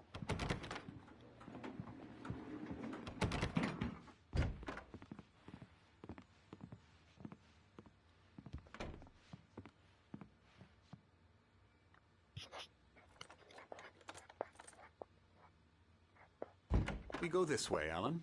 I wasn't ready. Who is Thomas Zane as a character, really? He had to be lying. Through the years, I've read interesting fan theories about him, and I'm not going to dive too deep into these things. But it is an interesting question. Like we see some glimpses, especially in the DLC part of it, where we start to think that is he being completely open and honest with us about his motives and who he really is, and how does this thing loop around between the fictions of Zane and Wake? By nature, Alan, we both know this. Everything can be explained logically. So part of the backstory we are dealing with is about old gods of Asgard, of course. They, in a way, belong into the same continuation as Thomas Zane. I mean, we are talking about artists who, in a way, have come into contact with these dark forces and ended up affecting reality in one way or the other. Old gods of Asgard, of course, through their music. And music is a big part of story and storytelling of Alan Wake. Follow me. Alan, what I'm telling you is good news. Right now we're in control. Every time you have a relapse, it gets more and more difficult to resurface from the dark depths of your imagination. Not surprising, considering your profession. Imagination is what you work with. After all your nightmares, this should come as an immense relief to you. If it doesn't, why is that? Because I'm lying? Or because you don't want to admit that you're not well? It's very natural for you to think of me as your enemy. It's part of the illness. I let him talk. Hartman obviously loved his own voice. His words echoed madly inside my head. I dug my nails into the palms of my hands to stay focused. You need to work with me. Once you accept that, we can begin the journey towards your recovery. Come along. Let's go inside.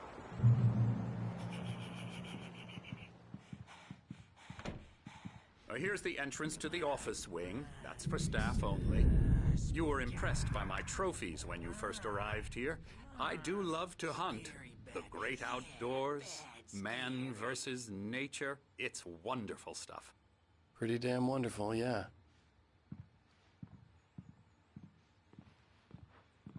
Scary, scary, scary.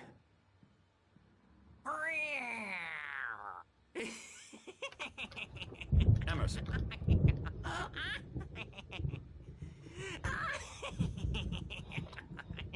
I'm a real bad dream, mister. You should be afraid of me. Don't want to run into me in the night, that's for sure. Please, Emerson. Mr. Wake is confused enough as it is. Yeah, you'd like me to go away so you won't be scared. But you can't just decide what kind of dream you have or when you have it. Emerson. Okay. Sorry. Boo. That's Emerson. We're actually making some progress with him, I'm happy to say. He works on video games. Ooh, yeah. It's trash, of course, but it does involve some small creative effort, which makes him receptive to my therapeutic methods. No kidding.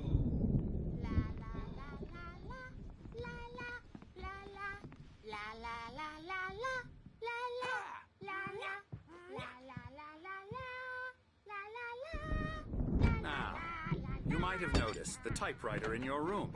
You've been writing as a part of the therapy. As soon as you feel up to it, you should continue.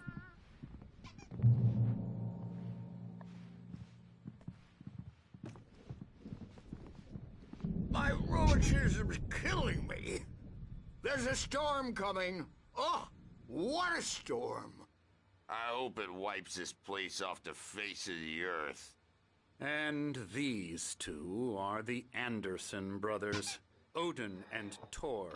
They had how should I put this? A heavy metal band in the 70s and 80s called Old Gods of Asgard. They even adopted new first names to complete the image of Viking gods. After the band broke up, they lived on a farm nearby. They are, well, in advanced stages of dementia. They're well cared for, TLC and all that. There's nothing more that can be done. I'm afraid that the rock and roll lifestyle has left its mark. Oh, that won't do.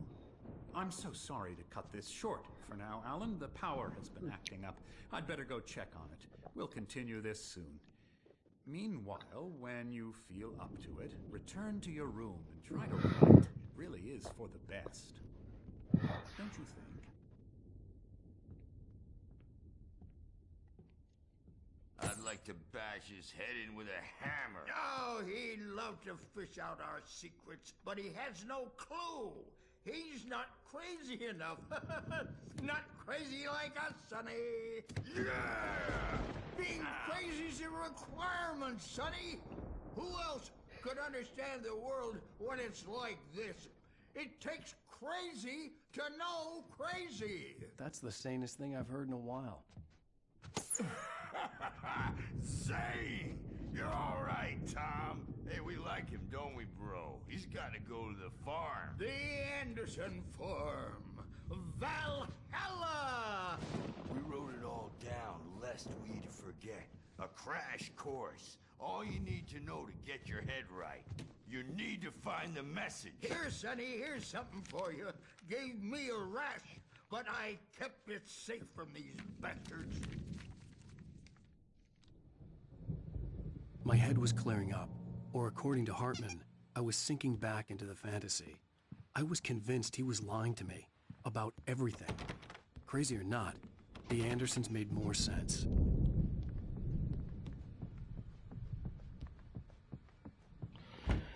Alright guys, we're gonna end the stream there.